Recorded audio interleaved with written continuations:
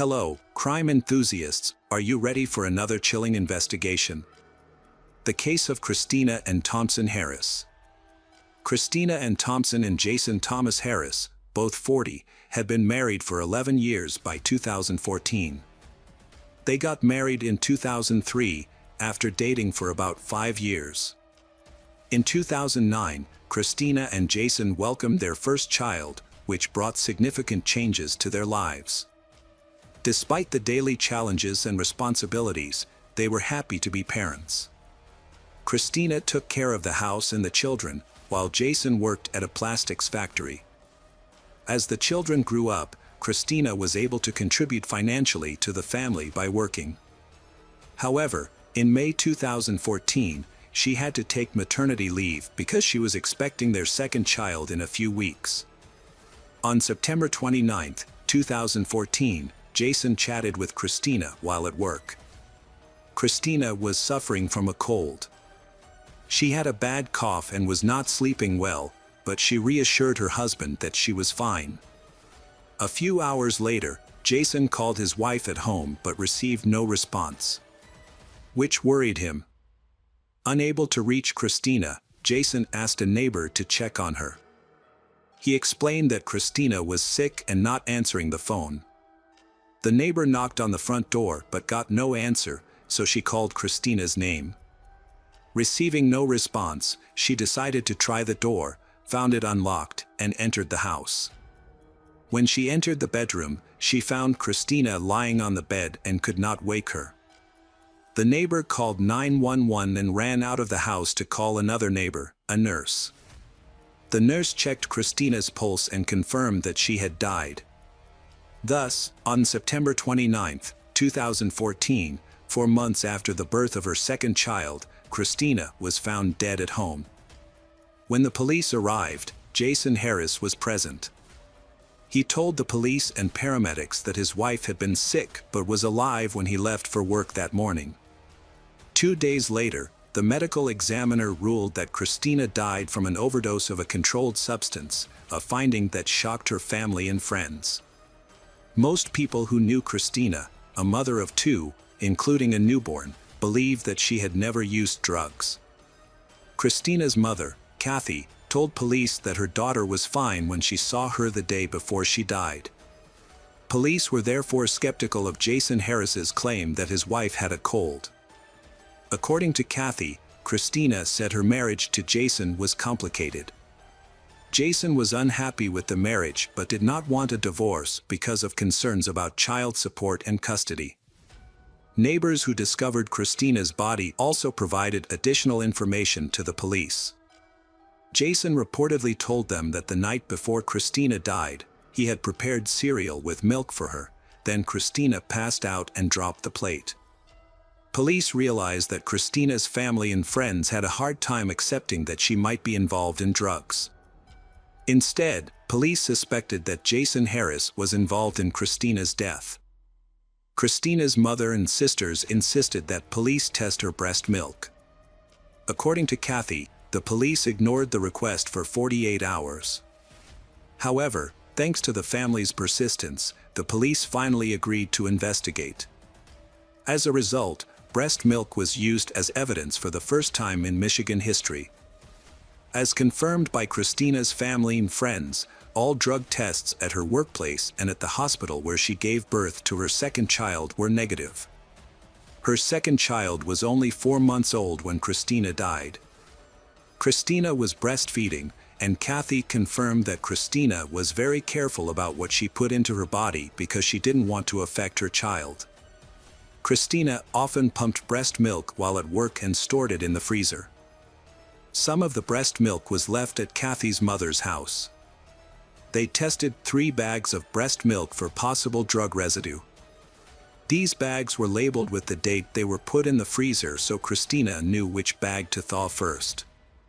Experts tested all the samples, including the ones frozen just before Christina died, and found no signs of drugs. This proves that Christina did not use the substance that killed her. Jason Harris's sister was the only one who suggested that Christina had used drugs, prompting investigators to focus more on Jason and treat Christina's death as a homicide. The investigation was slow, and it is unclear what would have happened if Christina's family had not been actively involved in the search for the truth. Kathy repeatedly reminded Davison police about her daughter's case in August 2016, nearly 2 years after Christina's death. Not seeing the enthusiasm and desire to solve her daughter's case in Davison, Kathy asked Davison police to turn the case over to the Michigan State Police, which had new investigators. From there, the story began to unravel. Police gathered a lot of information about Jason Harris, including how he acted before and after his wife's death. Jason had been having affairs with other women. Christina knew about this and confided in her family and co-workers that Jason had been texting other people while she was giving birth to their youngest child. Christina once told a co-worker that if she died, Jason would be the cause. When asked if she was serious, she said yes. Jason told his co-worker that he suspected the second child was not his biological child.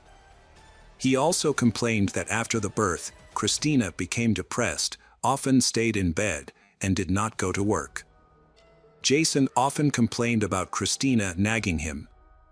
A co-worker of Jason recalled that Jason may have told him that he wanted Christina dead. He described the relationship between Jason and Christina as toxic and recalled that they argued frequently. One of the most surprising and shocking things about this case is that Jason Harris did not hesitate to let everyone know that he wanted to get rid of his wife. He tried to do so, but unfortunately, no one paid attention to his words and actions before Christina died. Jason bought poison twice and mixed it into her drink. Both times, Christina felt that the taste was unusual and did not drink it. Jason then asked a co-worker to find him a poison that would not change the taste or smell of drinks or food. Jason said he wanted to knock Christina unconscious so she would not feel anything.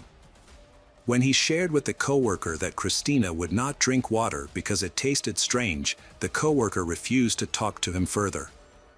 The co-worker testified that Jason had talked about wanting Christina to stop nagging and that the co-worker thought Jason was joking. Jason also told a co-worker that he had hired someone to kill Christina, but the person was arrested for another reason before the murder. Jason therefore offered the co-worker $10,000 from Christina's $100,000 life insurance policy to kill her. The co-worker refused the offer, thinking that Jason was just venting his anger by talking about his wife and making inappropriate jokes. According to the colleague, he recalled a conversation with Jason in which Jason said, "I'm bored with her. I'm going to dump her." The police then decided to question the neighbor who discovered Christina's body. The neighbor testified that she saw Christina's family truck in the driveway. But Christina did not come to the door. She entered the house and found Christina lying in bed, unresponsive. The neighbor asked Jason if she should try to wake her up. He replied that Christina must have fallen asleep and that he would come home. The neighbor went back inside and removed the covers around Christina because she felt cold and had foam coming from her mouth and nose. The neighbor called 911 and another neighbor who was a registered nurse. The neighbor, who was a registered nurse, testified that Christina was cold, stiff, had no pulse, and had white foam coming from her mouth. She did not attempt to resuscitate Christina because she believed she was already dead. Jason told the police that he asked a neighbor to check on Christina and that he had to rush home because Christina was unresponsive. However, witnesses said Jason did not appear anxious or in a hurry. What raised suspicions about Jason was that morning, he called Christina's supervisor at work. He told her that Christina had died the night before and that he wanted to inquire about the $100,000 death benefit from Christina's life insurance policy through work. Additionally, one of the women Jason had an intimate relationship with told investigators that Jason had contacted her on the day of Christina's death and said that his wife had died from an overdose of a controlled substance. This suggests that he knew what caused Christina's death even before the medical examiner's report. That evening, the neighbor he had asked to check on Christina saw him in his driveway.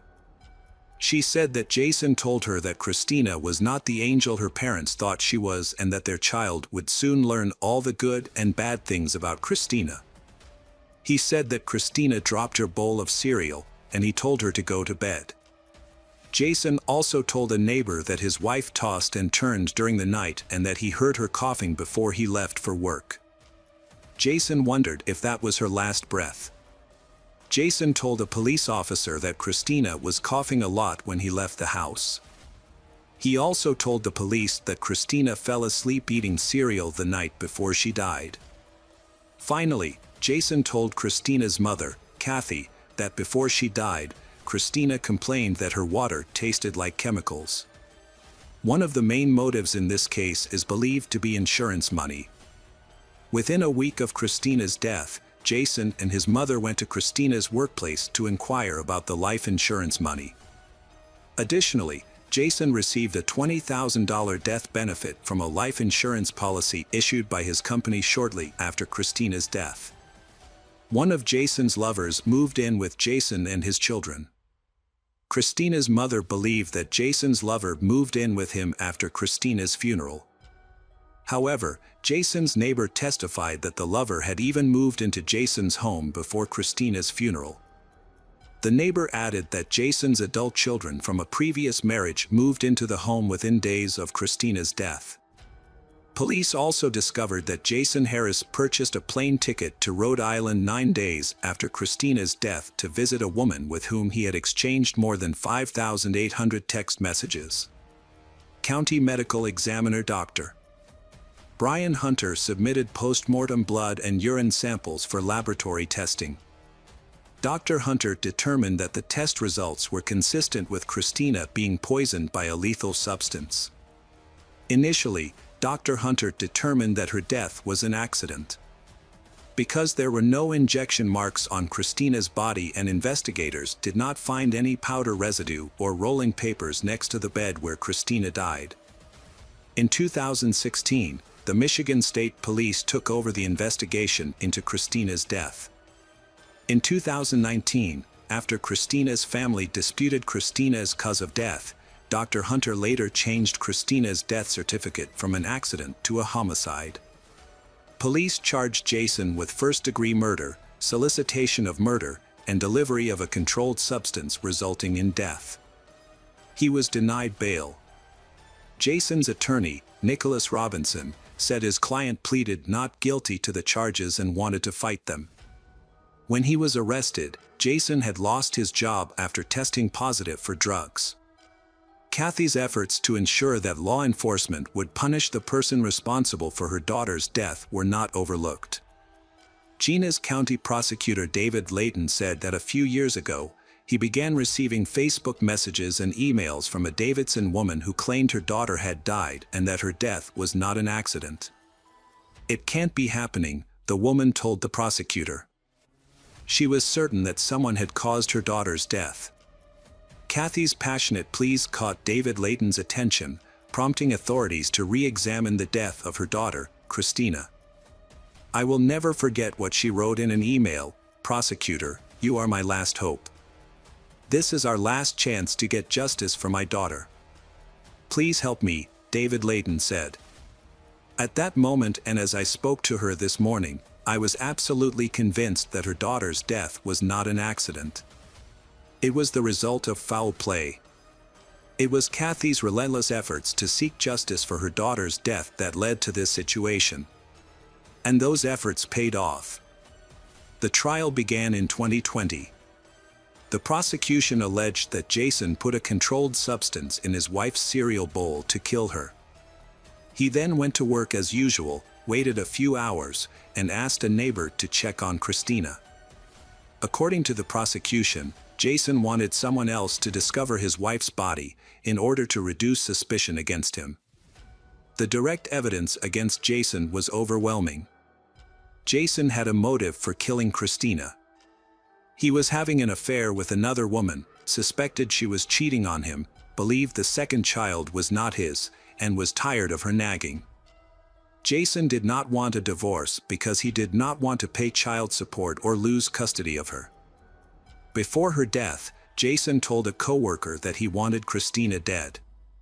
On the morning of her death, Jason called her company to inquire about a $100,000 life insurance policy, and in that call, he said Christina had died the night before. The jury heard clear evidence that Jason not only wanted Christina dead, but that he had tried to hire someone to kill her. He planned to do this and knew where to buy illegal drugs. In fact, he had purchased them on multiple occasions to give to Christina. At trial, multiple witnesses testified that Christina did not use drugs recreationally. Christina was very careful about what she consumed because she was breastfeeding. Furthermore, tests showed that her frozen breast milk contained no harmful substances. To support the theory that Jason had poisoned Christina's food, the prosecution presented toxicology reports. For example, Dr. Judge argued that Christina's death could have been caused by ingestion of some kind of poison. The prosecution ruled out injection because no traces of injection or needles were found at the scene. Dr. Judge also testified that inhalation was unlikely because no rolled-up dollar bills or snorting paper were found at the scene. The court gave Jason Harris a chance to speak, but he did not apologize or show remorse. Instead, he insisted that he was innocent. The judge said, "The jury did not believe your lies," ultimately exposing him as a selfish and deceitful murderer. On November 17, 2021, the jury found Jason Harris, 47, guilty on all charges. 3 weeks later, the court sentenced him to life in prison without parole. He has appealed the verdict, however. After the trial, Prosecutor David Layton expressed his condolences to Christina's family and friends, emphasizing that this was a tragic case. Layton went on to say, "While this case has many unique and media-driven details, the most important thing is the family's loss. I hope this verdict helps them find comfort in knowing that justice has been served." Jason requested a new trial on the grounds that his defense attorney did not do a good job. He introduced evidence in the form of his attorney's testimony, showing that his defense attorney failed to seek an independent expert opinion on the prosecution's evidence and failed to consult with an independent toxicologist. Jason's defense attorney explained this decision as part of a trial strategy because he had thoroughly questioned Dr.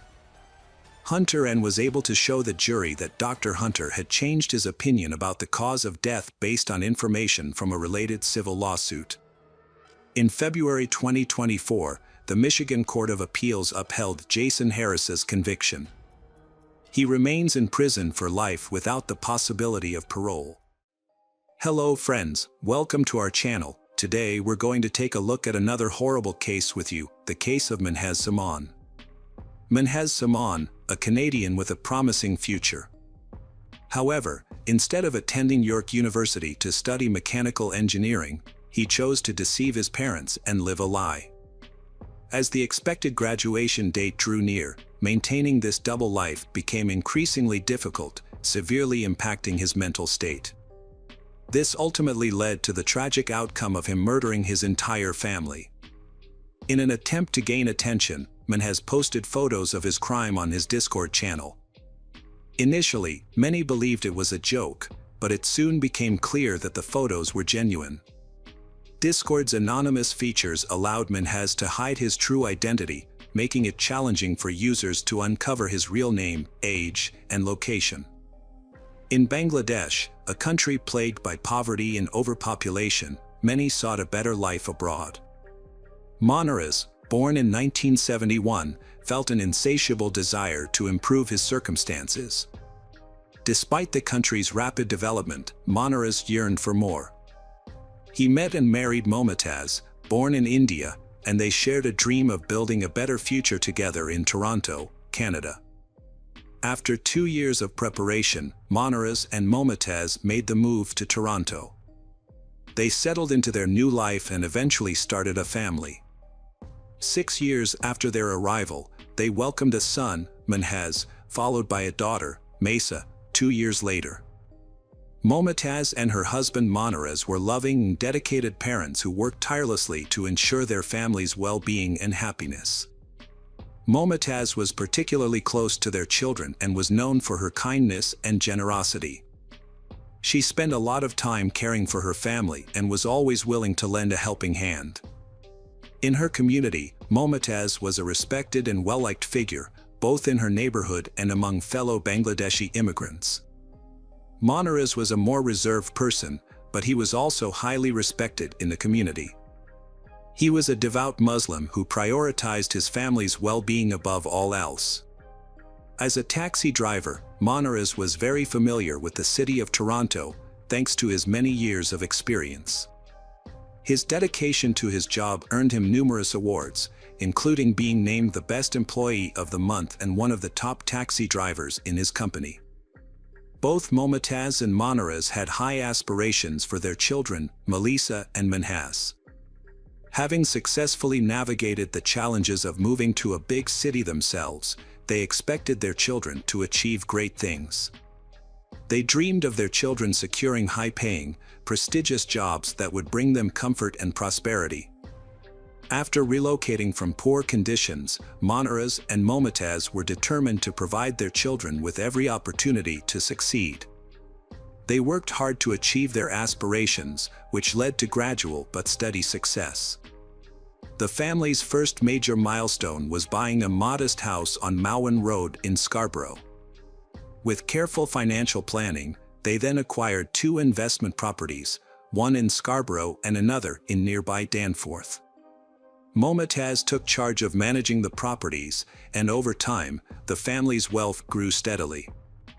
As the family's assets increased, Momtaz felt a greater sense of responsibility towards her 2 children and their 3 properties. To help with the workload, Momtaz's mother, Firoza Begum, moved from India to join the family. This allowed Momtaz to strike a better balance between her work and personal life. In 2006, the family upgraded to a larger 4-bedroom house in Markham. At the time, it was widely believed that a career in medicine or engineering was the key to success. Monarez and Momtaz wanted their children to pursue these fields, with Minhas aspiring to become a neurosurgeon and Minhas aiming to become an engineer. However, their children had different plans. Melissa, in particular, was a rebellious child who resisted her parents' views and often pushed them away, despite showing great potential. Melissa frequently ran away from home, drank excessively, and used illicit substances, leading to reckless behavior. This behavior prompted strict and sometimes questionable intervention from her parents. If she failed to return home on time, she would be forced to spend the night outside. However, her mother, Momtaz, would occasionally unlock the back door to allow her to enter. The conflicts between Melissa and her father often escalated, drawing the attention of the police. In contrast, Minhas had a distinctly different personality. He was often described as shy and introverted, but he shared a warm and loving relationship with his mother. Momtaz was extremely devoted to her son, often giving in to his wishes and catering to his needs. She would drive him wherever he needed to go, cook his meals, keep his room tidy, and greet him after school with a home-cooked meal. As the eldest son, Minhas faced pressure from his parents to succeed and meet their high expectations. To cope with this pressure, he found solace in the world of video games, particularly massively multiplayer online MMO games like Perfect World. In this virtual world, Minhas could express himself freely and connect with people worldwide, overcoming his shyness and self-doubt. The game became a refuge for him, and he spent most of his free time immersed in it. Minhas's life was quite routine. Apart from accompanying his father to the mosque, he spent most of his time in his room, playing online games with his friends. However, his life took a significant turn after he graduated from high school. He thrilled his parents with the news that he had been accepted into the mechanical engineering program at York University. Initially, this achievement brought immense joy to his parents, Monarez and Momtaz. However, it also intensified the pressure on Minhas, as he was now expected to excel and had no room for error. As a result, he became even more introverted and immersed himself in the online world. Minhas started playing an updated version of the Perfect World game, which involved a group of players and a set of rules. He used the social network Discord to stay in touch with his friends and fellow players. The game's atmosphere was generally friendly, and players often formed close bonds with one another. In fact, many of them remained in contact even outside of the game. Minhas felt more at ease expressing himself in the virtual world of the game than he did in real life, where the atmosphere was often tense. As a result, he found solace in the game, using it as an escape from the stresses of reality. In contrast, Melissa acted out her frustrations in the real world, frequently clashing with her parents over various issues. Her rebellious behavior eventually led to an arrest for shoplifting, although she was fortunate to have the charges dropped in exchange for community service. After leaving home to live with her boyfriend, the tension in the household did not dissipate. Instead, it seemed to intensify, putting even more pressure on Minhas to find ways to cope. As a result, he became even more deeply immersed in the game, using it as a means of escaping the increasingly unbearable reality at home. As Melissa broke free from her parents' expectations, they began to pin their hopes on her son, Minhas, as the family's savior. They boasted about his engineering career at York University, but this turned out to be a fabrication. In reality, Minhas attended Seneca Community College, a less prestigious institution. Minhas struggled academically, felt isolated, and abandoned his faith, which deeply disappointed his devout parents. He often expressed frustration about his parents' constant interference in his life, which affected his personal relationships. Minhas met a girl online, which infuriated his parents and further fueled his resentment. However, he found a sense of independence through the online game Perfect World, where he connected with friends in a community on Discord. Initially, Minhas performed well in school, but his grades began to slip as his gaming obsession spiraled out of control. Minhas' excessive gaming habits started to take a toll on his academic performance. He began skipping classes and struggled to keep up with his studies, resulting in him having to retake several subjects. Eventually, he lost interest in studying altogether and stopped attending classes, opting to focus solely on gaming instead. To avoid arousing his parents' suspicions, Minhas would leave home every day pretending to go to York University. He wasn't actually attending classes. Instead, he would spend his days playing games at a cafe on his laptop, working out at the gym, and then returning to gaming until late at night. In online conversations with his gaming friends, Minhas would occasionally joke about leaving the group and make cryptic comments about potentially going to prison. However, these statements were not taken seriously by his online friends, as they were familiar with his tendency to make humorous remarks. Additionally, Minhas often made jokes about sensitive topics such as homophobia and religion, but since it was a gaming community, no one took his comments seriously. Minhas' sense of humor took a darker and more aggressive turn over time. He started making jokes that were intentionally provocative, trying to elicit a reaction from others in the community. However, his attempts at humor were so off-putting that they led to multiple complaints. Ultimately, the community administrators banned him due to his behavior. Minhas became more and more isolated.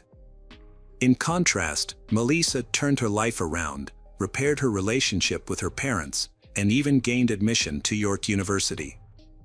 From the outside, the family appeared happy and successful, with new beginnings and a promising future. As Minhas realized he was about to lose his privileged status as the golden child, he committed a horrific crime on July 27, 2019, just one day before his expected graduation ceremony.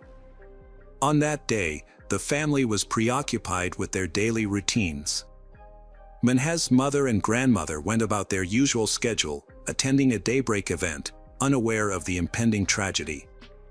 Minhas began to carry out his horrific plan by sneaking into his mother's bedroom. He struck her on the head with a crowbar, knocking her unconscious, and then slit her throat to ensure she was dead. He repeated this brutal act with his grandmother. After committing these heinous crimes, Minhas calmly returned to his room and opened Discord, where he sent a disturbing photo of his mother's mutilated body next to the crowbar. The recipients of the photo were initially unsure if it was a joke, as Minhas was known for his dark humor. However, the image was extremely realistic and did not appear to be a prank. Minhas was a well-known figure in the perfect world gaming community, but his behavior had always been unsettling, earning him a negative reputation among many players. The situation took a disturbing turn when Minhas posted 2 photos that seemed to show a murder scene. The images were extremely realistic and did not seem to be a joke. Minhas then made a chilling post claiming that he had killed his mother and grandmother and was waiting for his sister and father to return home so he could do the same to them. As the situation worsened and became more intense, other gamers began to take Minhas seriously, fearing that his threats could lead to more deaths. Discord users were convinced that they were witnessing a series of crimes unfold in real time, but felt powerless to intervene. Desperate to prevent further harm, players tried to uncover Minhas' identity, but he had hidden his personal information, leaving no clues about his name, age, or whereabouts. In an effort to gather more information, users reached out to Minhas' friend, Junior, asking him to share any details he might know. When Junior confronted Minhas about the disturbing images, Minhas revealed that his threats were genuine and that he planned to kill his father and sister soon. Meanwhile, Melissa returned home to an eerily quiet house. Unbeknownst to her, Minhas was waiting inside. As she entered the house, he attacked her with a crowbar, striking her on the head, and then slit her throat. After committing the crime, Minhas took a photo of Melissa's body and sent it to his friend John via private message. Minhas posted a photo with a disturbing message, claiming that he had struggled with his sister Melissa for 10 minutes, during which she cried and screamed. In a private message to John, Minhas expressed extreme self-loathing, stating that his parents would be ashamed of him and that he was a coward and subhuman. Minhas then sent John several more photos, including one of the murder weapon and a selfie with a bloody knife. John was horrified and shared these photos with the rest of the group, confirming that Minhas had indeed committed a third murder. Group members quickly saved the photos as evidence against Minhas. Meanwhile, Minhas continued to act normally, waiting for his father to return home. When his father, Monaras, entered the garage, Minhas ambushed him, stabbing him in the neck, just like his other victims. Minhas took a photo of the victim, which the group was unable to prevent. In a shocking turn of events, Minhas shared a disturbing message with online friends, stating, "I consider myself a coward and a loser. As an atheist, I don't believe in an afterlife, so I feared death and wanted others to die instead, sparing them suffering. I realize now how pathetic and selfish I've been." What followed was even more alarming. Minhas told another online friend that he had murdered his entire family and was prepared to spend the rest of his life in prison. He then invited this friend to view photos of the crime scene. However, the story takes a crucial turn. One of the online friends discovered a way to obtain Minhas' IP address, which could reveal his location. With this information, the group was able to track Minhas to his home in Toronto. A user from Minnesota, who was part of the online conversation, contacted their local police department, which in turn alerted the Toronto police to Minhas' location. The police began their investigation after receiving information from an anonymous source. Meanwhile, Minhas was still active online, chatting with users who were inquiring about his next steps. He claimed he would try new things, including drinking, smoking, and reconnecting with an ex-girlfriend. However, it was only a matter of time before the police caught up with him. They were able to track his IP address, contacted his internet service provider, and obtained his physical address. Surprisingly, Menhez did not take steps to cover his digital tracks, despite being an avid gamer and computer user. Just 12 hours after the crime, officers arrived at the Menhez residence. As they looked up, they saw Menhez looking out of his bedroom window. At this point, the police had limited information and evidence, relying mostly on tips from online users. They were uncertain about the accuracy of the reports. But Menhez unexpectedly made the police's job easier.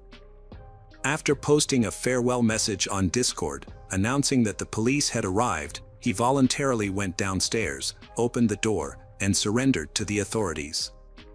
When questioned by the police, Menhez responded that this was his family's home and that they would discover the truth for themselves. The bodies of Manaras and Melissa were the first to be found, followed by Momotaz and Firoza, near the entrance to the house. Menhez was immediately arrested by the police on suspicion of murder. He was then taken to the local police station for further questioning. During the interrogation, Menhez displayed unusual calmness, showing no visible emotion. The lack of emotional response was notable, as if he was discussing an inconsequential event. He was ultimately charged with 4 counts of murder, 3 first-degree murders and 1 second-degree murder. In court, the evidence strongly indicated his guilt. The Perfect World gaming community had preserved a record of all his online messages, which served as evidence against him, confirming his culpability to a great extent. Hello friends, welcome to our channel. Today we're going to take a look at another horrible case with you. The case of Jenna Oakley. Jenna Oakley was born on March 2, 2001, in Indiana. She lived with her mother and 2-year-old brother in a troubled home. Due to her mother's neglect and inability to provide a stable life, Jenna often found herself left alone from a young age. The situation worsened over time, leading to intervention from Child Protective Services in April 2016. As a result, Jenna and her brother were removed from their mother's care and relocated to live with Philip Oakley, who their father and his wife, Rhonda, who was 52 years old at the time. Rhonda welcomed the children into her home and accepted them as her own. Philip later revealed that Rhonda had been eager to be a good mother to her stepchildren from the start. She welcomed them into her home with open arms and worked to create a safe and comfortable environment for them. Jenna was a difficult child to manage. Despite her academic success, which earned her praise from her teachers, she struggled to follow the rules in her new home. Her behavior became an even greater concern when her parents discovered her relationship with a 20-year-old man named Kenneth, whom she had met at the age of 10 while living with her mother in Indiana. Kenneth was a mysterious figure who seemed to be both a supportive influence and a hindrance in Jenna's life. To better understand the events that unfolded, it's essential to delve into Rhonda's story and explore the complexities of her personality, as well as the significant impact she had on Jenna's life. Rhonda Oakley was born on March 5, 1964, in Casey County, Kentucky, to parents Howard Lee Raines and Mabel Walls Raines. She graduated from Casey County High School in 1982 and went on to work for 30 years in a prominent company that specialized in marketing, packaging, and printing services. Rhonda was a kind, loving, and cheerful person who was highly respected by her friends, who admired her warmth and kindness towards others. Rhonda met Philip Oakley on a golf course, and they fell deeply in love. They decided to get married and start a new life together. However, their relationship was not without its challenges. At the time, Rhonda was divorced and had 4 children from her previous marriage. Philip and Rhonda's family were initially against their relationship due to their significant age difference. They asked Philip to end the relationship, which led to frequent arguments within the family. For that reason, Philip believed the relationship of Kenneth and Jenna was unacceptable because Kenneth was 5 years older than his daughter, Jenna. Philip even threatened to involve the police if Kenneth continued to date Jenna. To maintain control of the situation, Philip and Rhonda took measures such as confiscating Jenna's phone and computer and enforcing strict rules. The situation at home became so unbearable for she that she finally confided in her father and stepmother, promising to end her relationship with Kenneth. However, she failed to keep this promise and continued to secretly meet with him. As a result, her relationship with her parents deteriorated, and she began to harbor a deep-seated hatred towards her parents. On September 1, 2016, at around 4 p.m., David, her younger brother, returned home from school and entered the house. As he walked into the kitchen, he was startled by the sound of 3 of their dogs barking frantically in the basement. Curious, David rushed downstairs to investigate and found his mother, Rhonda, lying motionless on the floor. Panicked, David immediately ran outside to seek help and eventually went to a neighbor's house to call the police. When the emergency services arrived, they were unable to revive Rhonda, and she was pronounced dead at the scene. The police found deep cuts on her neck, indicating a brutal attack.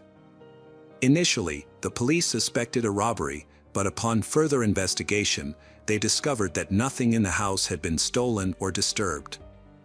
The investigation into Rhonda's death began, and her family and friends were left wondering who could have committed such a heinous crime. As the investigation progressed, several key pieces of evidence came to light. Rhonda's car was discovered to be missing, and a trash can in the kitchen was found to contain vomit. Furthermore, one of the large meat cleavers from the kitchen was found to be missing, leading investigators to suspect that it may have been the weapon used to attack Rhonda. When Philip returned home, he was questioned by detectives and informed them that his daughter, Jenna, had not attended school that day. In fact, Jenna had been unreachable since the incident, and her teachers had called Philip early in the morning to report her absence. This led the police to believe that Jenna may have been kidnapped by the same individuals who killed Rhonda, and that she may be in danger. During the questioning, detectives asked Philip if he knew of anyone who might have wanted to harm Rhonda or the family. Philip revealed that his daughter's boyfriend, Kenneth, had a troubled relationship with Jenna, and that it had deteriorated significantly. Philip admitted that he had threatened to contact the police if Kenneth did not stop seeing Jenna. Philip suspected that his daughter had been dishonest with him and that she and Kenneth had never intended to break up or follow the rules. It was possible that Kenneth had planned to get rid of the source of his problems and take Jenna with him. After learning this, the police focused their efforts on finding Kenneth. They discovered that on August 31st, the day before the incident, Kenneth had flown from Indiana to Lexington, Kentucky, at 3 a.m. From there, he took a taxi to Oakley's house. Another crucial piece of evidence came from a store manager in Denver, who claimed to have seen Jenna with a young man on September 1st. The manager handed over surveillance footage to the police, which showed Jenna and Kenneth entering the store and then leaving together to get into a car that looked like Rhonda's stolen vehicle. Notably, Jenna appeared calm and normal in the footage, not showing any signs of distress or being coerced.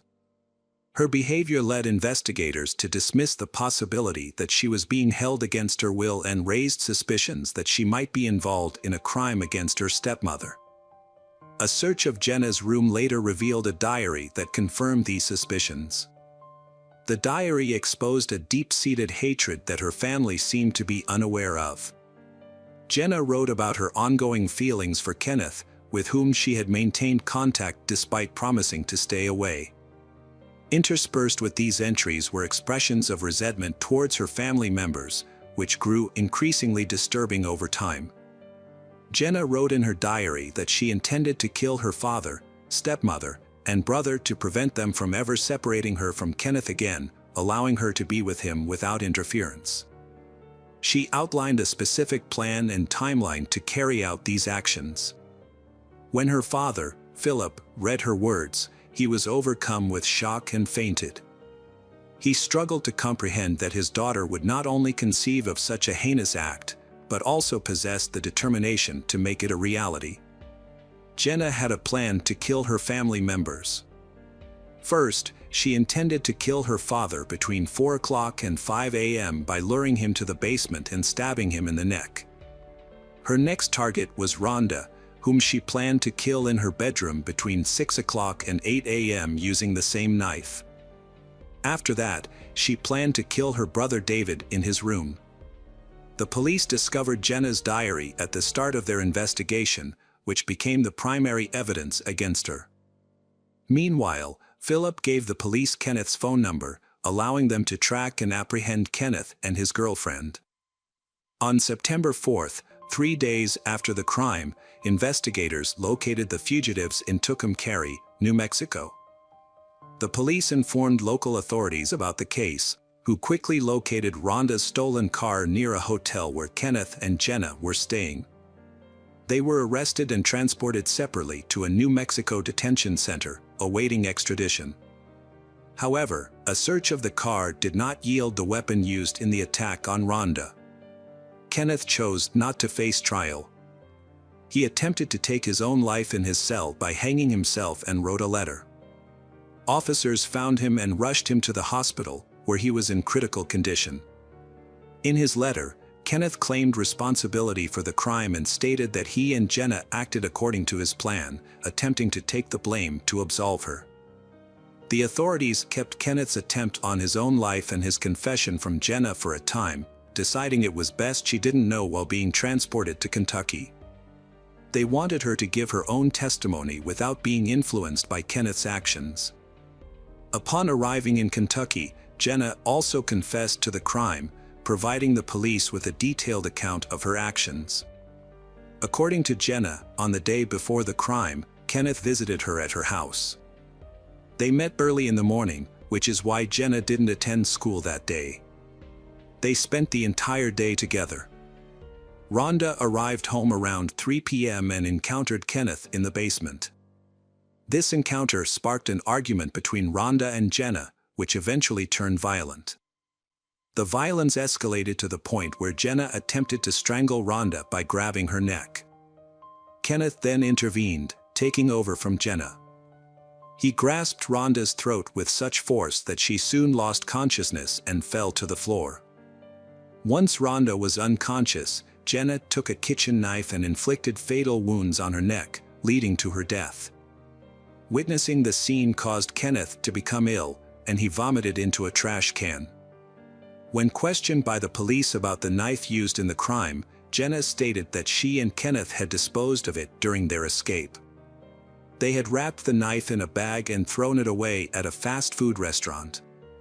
Jenna provided this testimony while Kenneth was still in serious condition at the hospital. He was charged with first-degree murder but was unable to stand trial due to his self-inflicted injuries. After 6 weeks on life support, he passed away. In October 2019, Jenna was formally charged with her stepmother's death.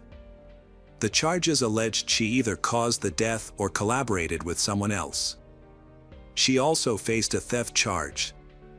Jenna was held without bail at a juvenile detention center. Her father, Philip, stated he didn't care that she was his daughter and felt she didn't deserve his protection after the incident. He hoped Jenna would receive the punishment she deserved. Jenna wasn't informed of Kenneth's death until a court hearing, where she fainted upon learning the news. After regaining consciousness, she screamed, cried, and struggled to calm down. In January 2019, Jenna pleaded guilty to first-degree manslaughter and expressed regret for her actions in court the following month. She expressed remorse for the pain, anger, and disappointment she caused. Upon learning of the plea deal, Philip expressed disappointment, stating that the system failed to prevent the crime against his wife. He claimed there were warning signs that Jenna was in trouble, but no one took action. Philip added that people often advise going to the police immediately, which he and his wife did, yet they still found themselves in a terrible situation. At the sentencing hearing in March, Susan Hooper, a mitigation specialist for the defense, explained that the defendant suffered from abuse, violence, neglect, and lack of basic human rights throughout her life. The lawyer questioned what could have driven a 15-year-old with no history of violence to commit such a crime. The lawyer noted that Jenna had no prior record, was respected by teachers and peers, and it was unclear what led her to take such a desperate step. It was also noted that none of Jenna's family attended the hearing. Philip declined to participate, and Jenna's mother never appeared in court to learn her daughter's fate. This was unusual, as parents typically show interest in the case's progress, even in difficult cases where the accused has committed serious crimes.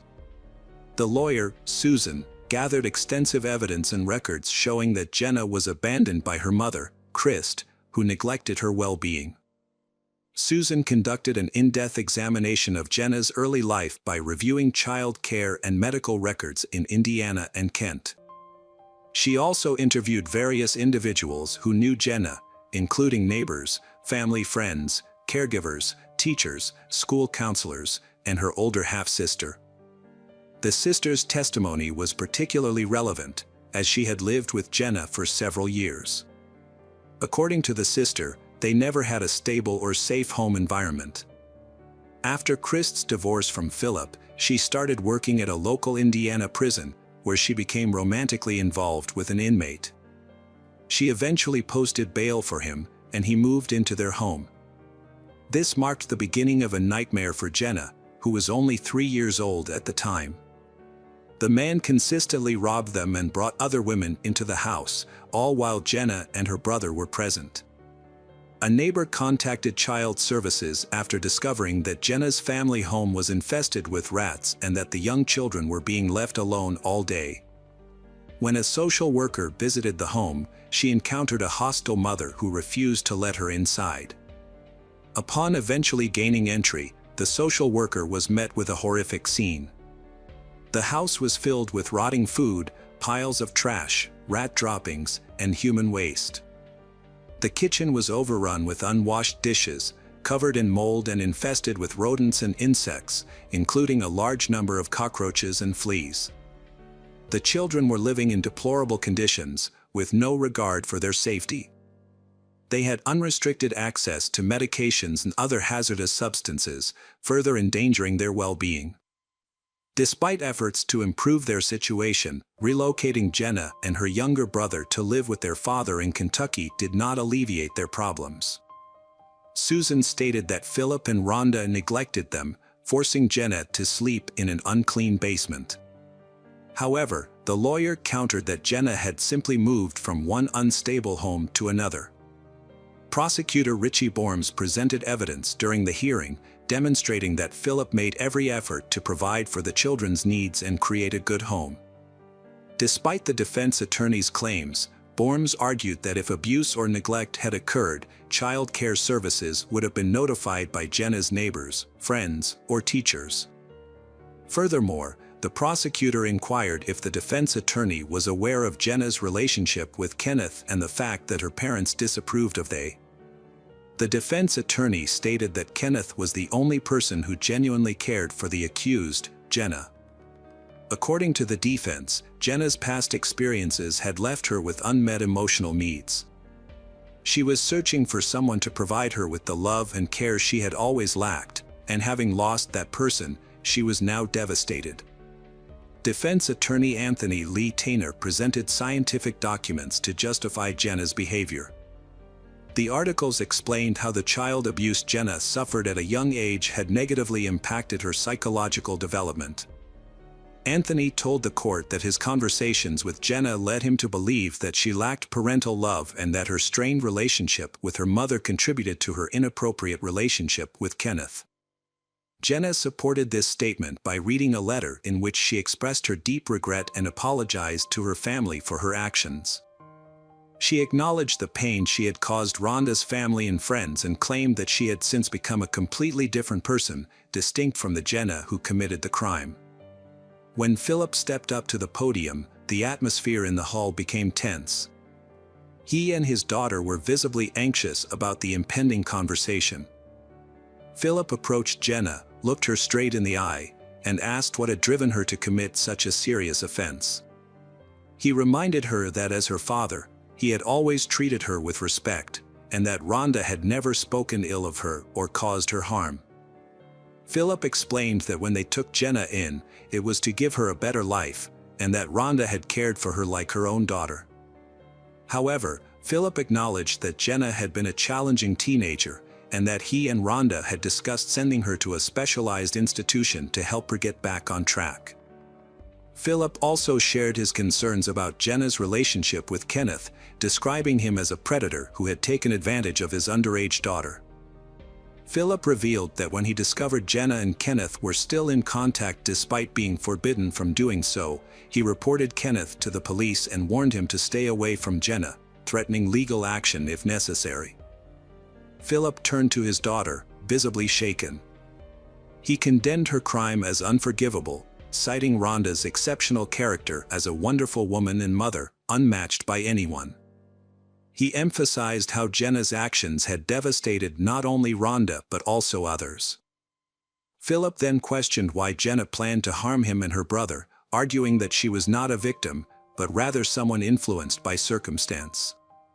Despite this, he concluded by reaffirming his love for her, saying that regardless of her actions, she would always be his daughter. Jenna, overwhelmed, burst into tears, shouting at her father that she never felt part of the family and had never experienced his love. Following this outburst, the judge called for a recess to deliberate the verdict. On March 27, 2019, the verdict was announced. Jenna Oakley was sentenced to 15 years in prison, with 10 years for first-degree murder and 5 years for car theft. She would be eligible for parole in 2034. This case served as a reminder that justice, though sometimes delayed, ultimately prevails, and those who commit heinous crimes will face their due punishment. Hello friends, welcome to our channel. Today we're going to take a look at another horrible case with you. The case of Hannah Clark. Hannah Clark was born on September 8, 1988. By 2020, she was a devoted mother of 3 young children, 2 sweet girls, Aaliyah and Liana, and a rambunctious boy named Trey. Hannah's loved ones remember her as a kind and gentle soul with a bright smile that could light up anyone's heart. She was a selfless and caring mother who gave her all to her children. Hannah's family life was marked by her relationship with her ex-husband, Rowan Baxter, a rugby player for the New Zealand Warriors team. Despite their significant age difference, they formed a strong bond, which deepened over time. Sue Clark, Hannah's mother, struggled to accept Rowan, but Hannah refused to listen to her concerns. People close to Rowan shared negative opinions about him. Sue, Hannah's mother, had a nagging feeling that something was off about Rowan. She perceived him as arrogant and self-centered, which made her uneasy. She was also concerned about the significant age gap between Rowan and Hannah.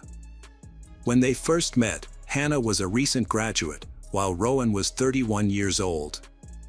Additionally, Rowan's past relationships were a worry for Sue, particularly since he was still in the process of divorcing his previous wife and was living with her at the time. When Hannah introduced Rowan to her parents, they questioned him about his ex-wife. Rowan explained that he was staying with her due to their son. Eventually, Rowan finalized his divorce and continued his relationship with Hannah. In 2011, he proposed to her, and she accepted. They got married in Kingsley, New South Wales, Australia. The following year, they had 3 children together. Hannah and her family, including her father Rowan, were passionate about sports. However, Rowan's muscular physique, developed during his professional athlete days, was partly due to steroid use, which led to mental health issues. As a personal trainer, Hannah's approach differed from her father's. She was loved by her clients for her kindness, empathy, and dedication, earning her a loyal following. Rowan's approach to training was unique, but his behavior was marred by aggression and inappropriateness, likely caused by steroid use. This made him a poor trainer, as clients don't need someone who makes them feel uncomfortable. Rowan struggled to communicate effectively with people, which negatively impacted his career and finances. As a result, his wife Hannah had to become the primary breadwinner, which further irritated Rowan. He felt emasculated by her success, as she was doing a better job than he was. Despite their financial struggles, they decided to open their own fitness club. However, this decision was largely driven by Rowan's desire to control Hannah's every move and monitor her whereabouts. Rowan's behavior in the store mirrored his past actions at the gyms where he worked. He often felt the need to assert superiority over women. During a private training session with Sue's mother, he showed his cruel side, acting inappropriately instead of showing respect. He dropped Sue, causing her to hit her head and bleed, and laughed at her clumsiness, showing no sympathy. Despite this alarming behavior, Hannah's parents tried to accept him for their daughter's sake. Rowan's control over Hannah was all-encompassing, and he isolated her from her family and friends. He dictated who she could see and when, and even forbade the children from visiting their grandmother and Hannah from communicating with her brother, whom he disliked. As a result, Hannah felt trapped and enslaved, confined to the walls of her own home. Rowan's behavior towards Hannah was also emotionally and physically abusive. He would demand intimacy from her, and if she refused, he would become enraged, taking out his anger on her and the children. After forcing himself on her, he would then apologize insincerely, attributing his behavior to a burst of passion. Hannah's life was slowly under the constant control and cruelty of her husband, Rowan. Their marriage, once filled with love and passion, had degenerated into a nightmare of fear and submission. Rowan's tyrannical behavior had created a toxic environment where Hannah lived in constant terror of his wrath. Rowan's cruelty was not limited to Hannah, he also targeted their children. While some playful exchanges between parents and children are normal, Rowan frequently crossed the line, intentionally hurting and belittling them. When the children cried, he would mock them, showing no empathy or respect for their feelings. For example, a conflict between Rowan and his daughter Aaliyah turned disastrous when Rowan used excessive force, causing Aaliyah to hit her head. The injury was severe enough to require hospitalization and stitches. Instead of taking responsibility and apologizing, Rowan blamed Aaliyah for the incident. This was not an isolated incident, as Rowan had a history of tormenting his children. As an athlete, he would take ice baths after training, but he would also force his children, including his young son Trey, to sit in icy water, disregarding their tears and pleas for mercy. In the same year, Hannah's life took a drastic turn for the worse. Rowan, who had recently become interested in jiu-jitsu, returned home from a training session one day, still pumped up with adrenaline. Without warning, he physically attacked Hannah, grabbing her throat with a tight grip and uttering terrifying words. Consumed by fear, Hannah didn't immediately recognize that she was experiencing domestic violence. However, this incident was far more frightening than anything she had previously endured. As a result, Hannah made up her mind to leave Rowan at the earliest chance. After reaching out to the police, she provided a detailed account of the horrific experience to the officer. The police officer informed Hannah that forcing an intimate relationship without consent is a form of domestic violence. This conversation was a turning point for Hannah, helping her understand the situation and prompting her to take immediate action. She quickly gathered her children and left for her parents' house, trying to escape the abusive situation. Although their divorce was not yet finalized in November 2019, Hannah made the decision to allow Rowan to spend time with their children. However, she was aware that she had no legal authority to control this arrangement without a court's intervention. Even so, Hannah was still uneasy about leaving the children in Rowan's care. To fix his problem, Rowan was struggling to cope with his emotions and sought help from his church's pastor, Christopher. Christopher was a kind and supportive person who was always willing to listen. However, as Rowan began to open up to him, Christopher noticed some disturbing traits. Rowan had a desire for dominance and control, which he occasionally revealed when his confidence faltered. During one of these moments, Rowan confessed to Christopher that he was aware his actions were wrong and wanted to change, but didn't know how.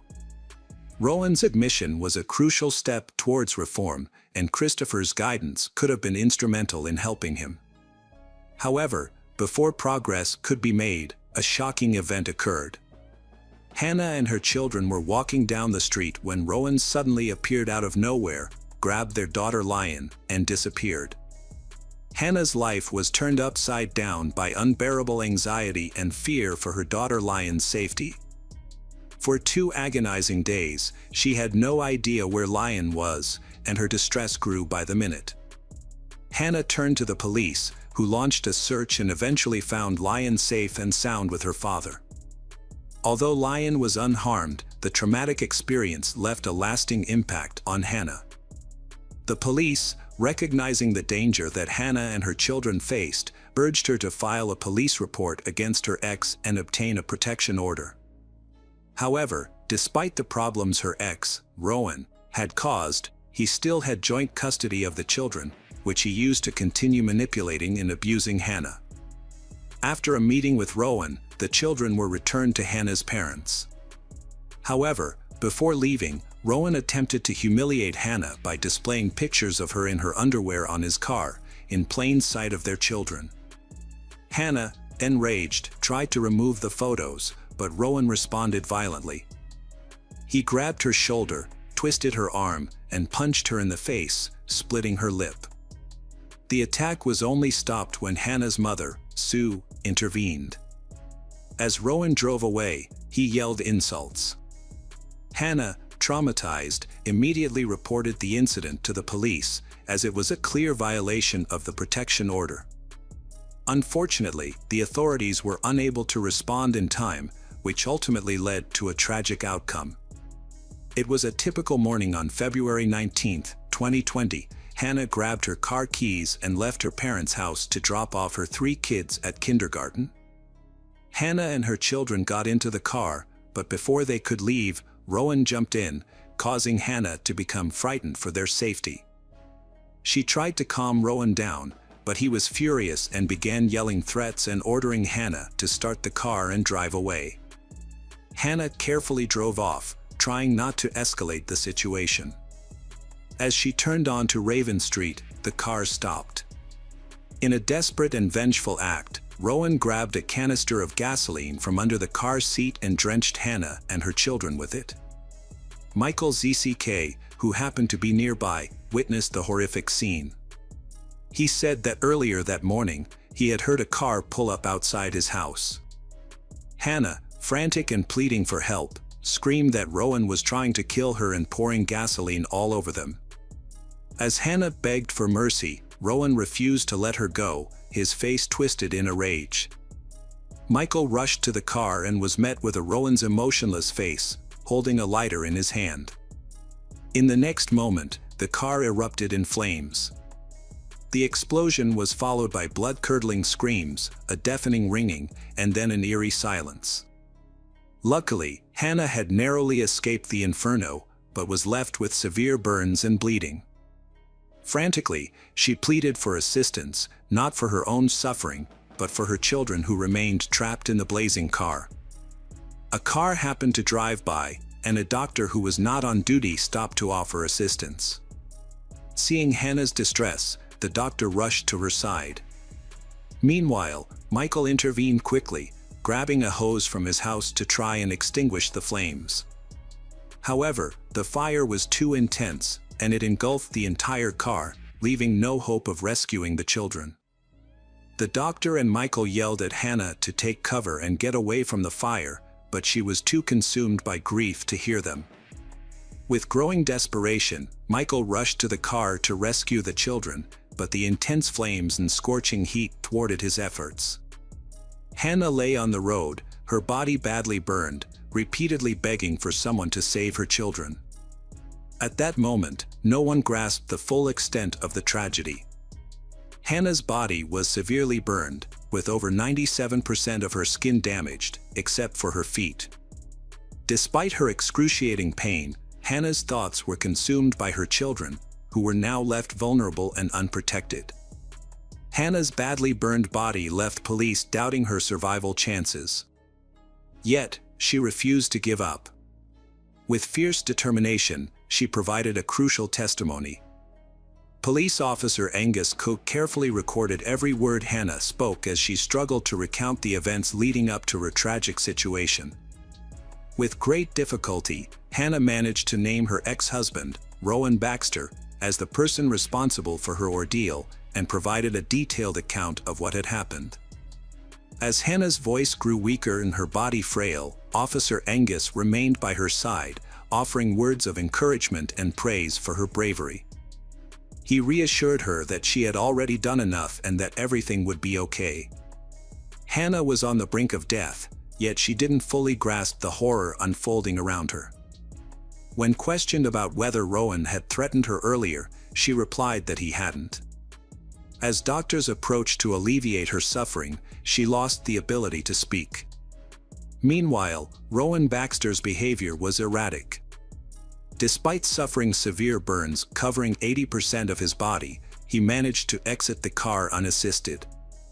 Rowan sat on the road, staring at the burning vehicle. After a brief moment, he inexplicably climbed back into the car, which was engulfed in flames.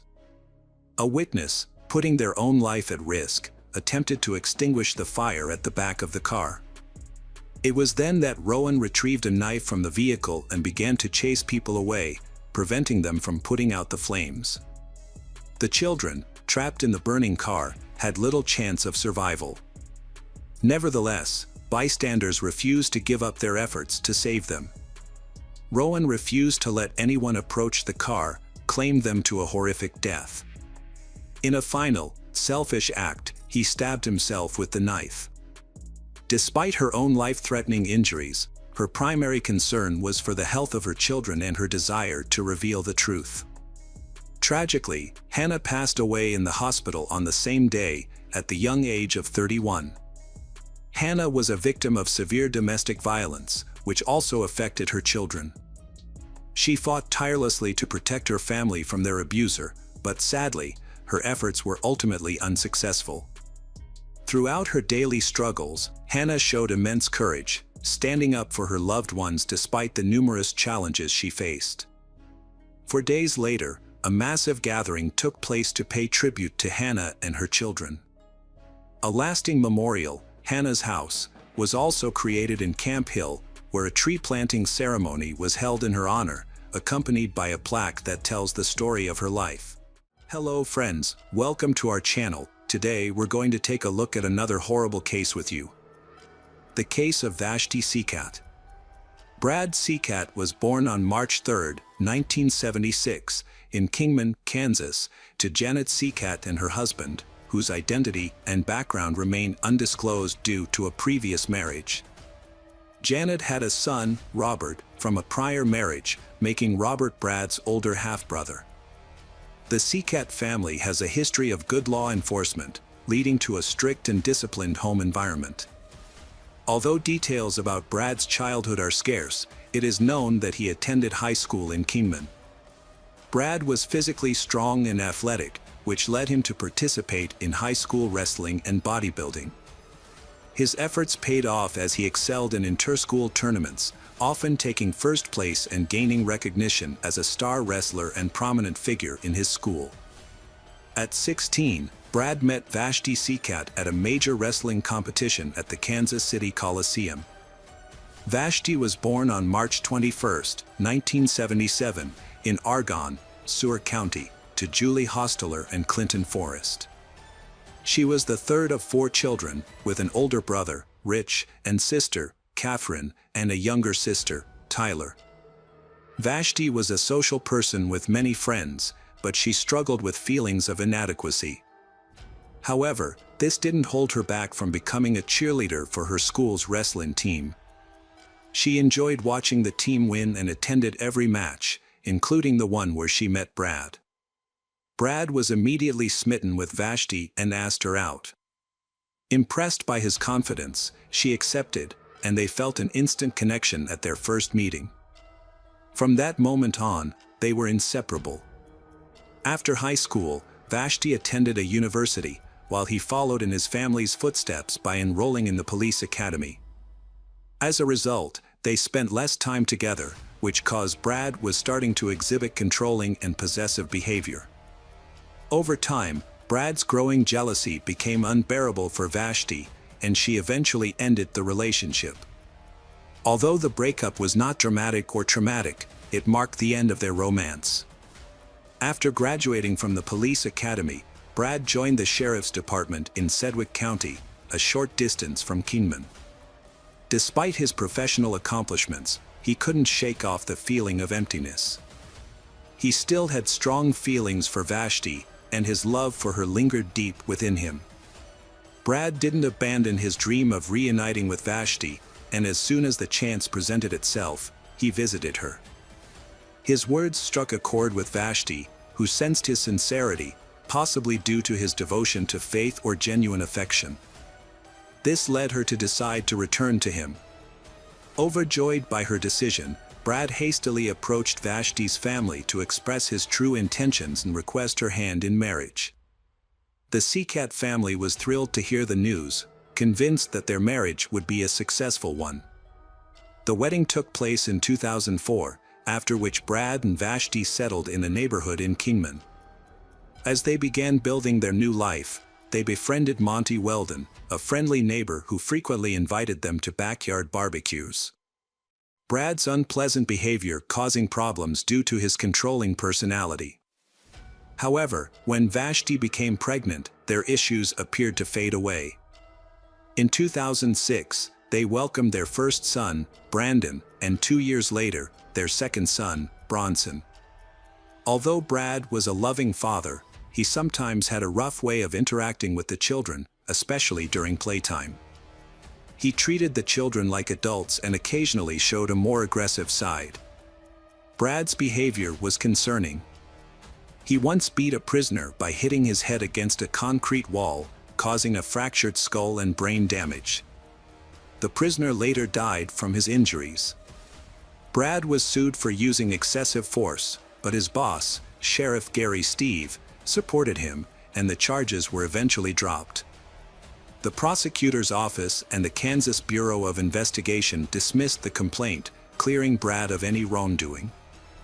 Brad showed no remorse for his actions and even admitted to his colleagues that he liked to use violence, especially against individuals he considered bad people. On a separate occasion, Brad and another officer restrained a defendant who became unruly and resisted being removed from the courtroom for contempt of the judge. This incident earned them recognition, and the police chief awarded both officers bronze medals for their actions. On the other hand, Vashti wants to pursue her career despite her love for her children. She searched for a job and succeeded with her efforts. She became the new human resources director at Vito Communications Company. However, Brad seemed unhappy about her new role. He wants Vashti to focus only on family work and her children's education. As a result, he started complaining about Vashti spending too much time at the office. The number of arguments between Vashti and Brad increased significantly. Despite her best efforts to repair their marriage for the sake of their children, Vashti feels her efforts are in vain. She had a feeling that their situation would eventually end in disaster. To resolve the conflict, Vashti and Brad began attending sessions with social worker Connie Sodman. During her first sessions, Vashti expressed feelings of extreme loneliness and isolation, suggesting that couples therapy sessions might be their last hope to save their marriage. Every time Vashti mentioned the possibility of divorce, Brad became angry. For weeks, he repeatedly threatened to kill her if she left him, boasting that he could take her life without consequences because he was a police officer. He claimed he could make her murder look like a suicide, and even mentioned burning down their house to destroy the evidence. After the argument, Brad threatened her, saying that if Vashti pursued a divorce, he would prevent her from seeing their children, even taking them out of the country if necessary. At the same time, Brad left his police job and began working as a self-defense instructor at the Kansas Law Enforcement Training Center. Meanwhile, Vashti continued to attend therapy sessions and made positive changes in her life, such as exercising regularly and eating healthier. A few months later, Vashti's social life began to flourish. She makes new connections at work and meets someone she is attracted to. However, she confided in her sister about her new relationship out of fear that Brad might find out and take revenge. Vashti openly shared with her colleagues about the various threats she received from her husband. Unbeknownst to her, Brad discovered her personal diary and brought it to his office, where he scanned and printed out many pages. He then spends his days researching topics including suicide, fire injuries, and the difference between murder and suicide. In the first week of April 2011, Vashti had her final counseling session with Connie to prepare for her divorce from Brad. Together, they created a safety plan for Vashti and their children. When Brad received his divorce papers on April 29th, he overreacted. After discovering the papers, Brad finds a projector in the pantry and uses it to enlarge a handwritten note from Vashti's diary. At the same time, he also wrote a farewell message to his children. What's amazing is that he also printed out documents on how to disguise a murder as a suicide. Additionally, Brad asked the maintenance staff how to properly destroy computer hard drives, and he used a blowtorch to destroy them because they contained images that were unfavorable to him. Then he threw the rest in the trash. Later that day, Brad bought gas at a convenience store and put it in his truck. That evening, he asked Vashti if he could spend the night at home to say goodbye to his children and promised to leave the next morning. However, he also tries to persuade Vashti to reconsider the divorce and becomes increasingly threatening when she refuses to change her mind. Vashti and Brad had a disagreement that evening, which resulted in Vashti going to bed exhausted around 3:15 a.m. Meanwhile, Brad entered the bedroom with a gun and shot Vashti in the neck. A neighbor who was awake and watching TV thought she heard gunshots but felt it wasn't concerning enough. Brad then staged his suicide by placing the gun next to Vashti's body. He poured gasoline into the hallway and upstairs bedroom and took Vashti's phone to call himself, creating an alibi. After getting his children, Brendan and Bronson, to a safe location, Brad started a fire. The fire spread quickly, engulfing the main room and igniting the remaining cartridges in the gun. At 3:45 a.m., neighbors were startled awake by the fire. Shortly thereafter, at around 7 a.m., Brad called 911, reporting that his wife had taken her own life. When emergency responders arrived, the first floor of the house was on fire and Brad was waiting in the car with his children. A police officer asked if anyone was still in the house, and Brad said that only his wife was there. He fabricated a story that Vashti had shot herself out of depression, and before doing that, she asked him to take the children to a safe place. Brad claimed he tried to save Vashti but was unable to do so because of the intense smoke and fire. When firefighters finally extinguished the blaze, they discovered Vashti's body on the bed in the master bedroom. An important detail attracted the attention of investigators. A .44 caliber revolver was found below Vashti's body, the barrel pointed toward her feet, and a 5-gallon gasoline barrel lay middle of the bed. 2 days later, investigators found Vashti's diary in her car, which contained a handwritten note and a suicide note. Forensic examination revealed that Vashti died instantly from a gunshot wound to the head and also suffered gunshot wounds to the torso and thighs. However, blood and lung tests showed no signs of smoke or carbon monoxide inhalation, which is typically present in the body of a person killed in a fire. The extent of the burns on Vashti's body made it impossible to determine whether her death was a murder or suicide. Police discovered some inconsistencies in Brad's story. It is worth noting that there was no dirt, blood, or wound on his body. Additionally, the position of the gun with the barrel pointing downward raises suspicions that this was not a suicide. Special Agent David Fetty of the Kansas Bureau of Investigation questioned how the gun came to be under the body. He pointed out that if Vashti shot herself while lying down, the gun would fall to the floor. If she sat up, the gun would still be on the right side of the bed. Furthermore, the trajectory of the bullet does not support the theory that Vashti shot himself behind the right ear. David decides to investigate further when some details don't seem to add up. Police found documents explaining how to make a murder look like a suicide. While analyzing Vashti's diary entry, they noticed her handwriting did not match her other entries. Forensic scientist Dennis McFarr concluded that the note had been tampered with. Witnesses also reported seeing Brad destroy a computer hard drive the day before. A neighbor who heard the fatal gunshot testified that the incident occurred at 3:15 a.m., 45 minutes before Brad called 911. This information confirms David's suspicions that something is wrong. Police arrested Brad on May 13, 2011 and charged him with first-degree premeditated murder and 2 other counts related to putting his sons, Brendan and Bronson, in danger.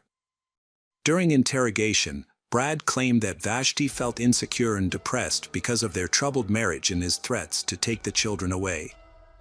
Brad also claimed that after filing for divorce, Vashti was overcome with depression and remorse, so she set a fire and shot herself. However, the police did not believe his story. The trial began on June 10, 2013. Deputy Attorney General Amy Haley shared her account of the events with the jury, emphasizing that no one was more aware than the police of the devastation of fire and its destructive ability to erase evidence. Regarding the projector, the defendant claimed that he only used this device for practical training to guide students. A forensic examiner testified about a forged letter and the destruction of a hard drive. The defendant claimed that he destroyed the hard drive to protect personal information, not to hide anything. The defendant's attorney, Roger Falk, argued that Vashti had suffered from depression since high school, a condition that had worsened after taking some kind of sedative. Brad's brother testified in court, corroborating his brother's account that Vashti had been depressed and sad for weeks before her death. In contrast, therapist Can reported that although Vashti was initially depressed due to marital circumstances, it was not a clinical mental health problem. The therapist said Vashti has been very worried about her future lately.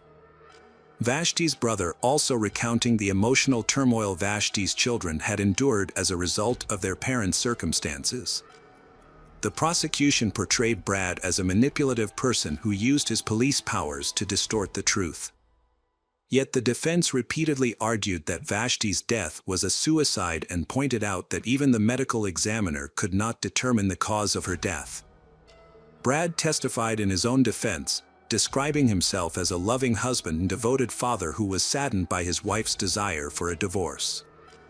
Kingman County Judge Larry Solomon was accused by Brad that the judge had an incentive to rule against him to win a nomination to the Kansas Supreme Court.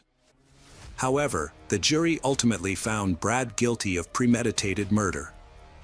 Judge Solomon sentenced Brad to life in prison with the possibility of parole after 25 years and an additional 6 years for other crimes. Brad will not be eligible for parole until he has served more than 31 years. In handing down the sentence, the judge took into account Brad's not guilty plea, his dishonest attempt to avoid responsibility, and his lack of remorse. Hello friends, welcome to our channel. Today we're going to take a look at another horrible case with you. The case of Jassy Correa. Jassy Correa was born in Praia, Cabo Verde, but her family moved to the United States when she was just 3 years old. She grew up in Dorchester, Massachusetts, and Boston became her hometown. As she grew older, Jassy became a loving mother to her daughter, Gabriella. However, Jassy's personal life was marred by difficulties. Jassy's husband, Miguel Castro, physically attacked her. Despite wanting to leave him, Miguel refused to let her go and severely beat her. Jassy eventually reported the incident to the police, and Miguel was sentenced to 4 years in prison. Jassy worked as a waitress at Del Frisco, a Boston restaurant. In her free time, she enjoyed dancing and photography. She cherished moments spent with her family, friends, and daughter, Gabriella. One of her favorite activities was taking her little daughter to the park. On the evening of February 23, 2019, Jassy celebrated her birthday with friends at Venue, a nightclub in Boston's Theater District. Before heading out, she left her 2-year-old daughter with her family and got ready for a night out, wearing a new orange jumpsuit.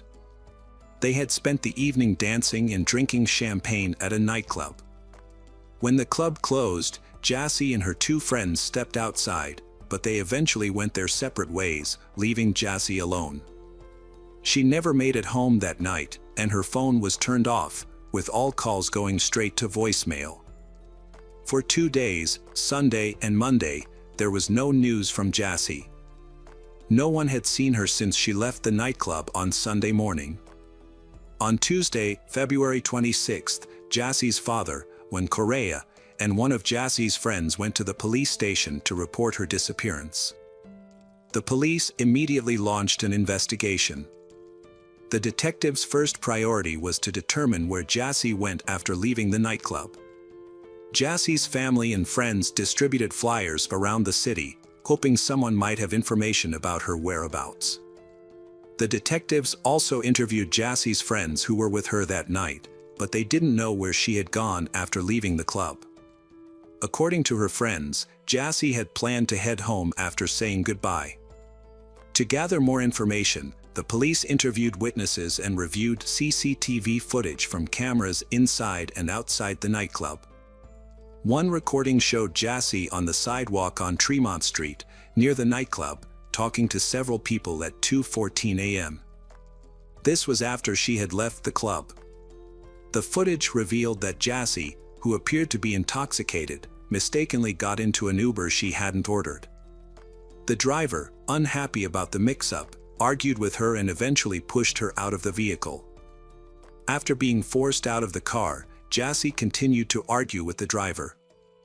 That's when an unknown man approached her and took her hand, pulling her aside to talk. Despite possibly wanting to leave, Jassy was unable to free herself from his grasp. The CCTV footage showed the man, still holding Jassy's hands, pulling her closer. Eventually, Jassy left the area with him. In hindsight, it's clear that she had fallen prey to a predator who took advantage of her vulnerable state. The next camera footage showed Jassy jumping onto his back, and he carried her to his car. They drove away together. 14 minutes later, the police had many questions to answer. Who was this man, and where had he taken Jassy? Fortunately, they quickly identified the man and located his address. Louis Coleman, a 32-year-old man from a good family background, was with Jassy at the time of the incident. He had earned a master's degree in physics and had no prior record with the law.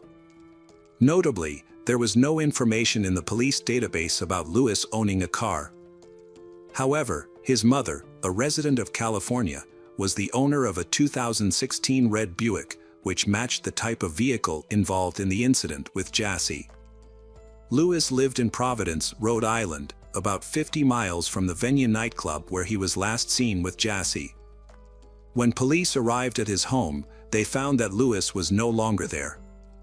However, CCTV footage from inside and outside the building revealed disturbing evidence. It's worth noting that the drive from the Venue club to Louis's apartment typically takes about an hour.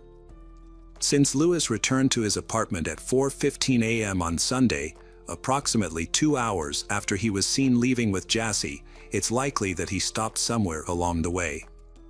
The next day, Louis sent an email to his colleagues stating that he would be taking a few more days off. Based on the content of the email, it appears that Louis was trying to buy time to cover his tracks. Over the next 2 days, Louis attempted to conceal evidence of the crime.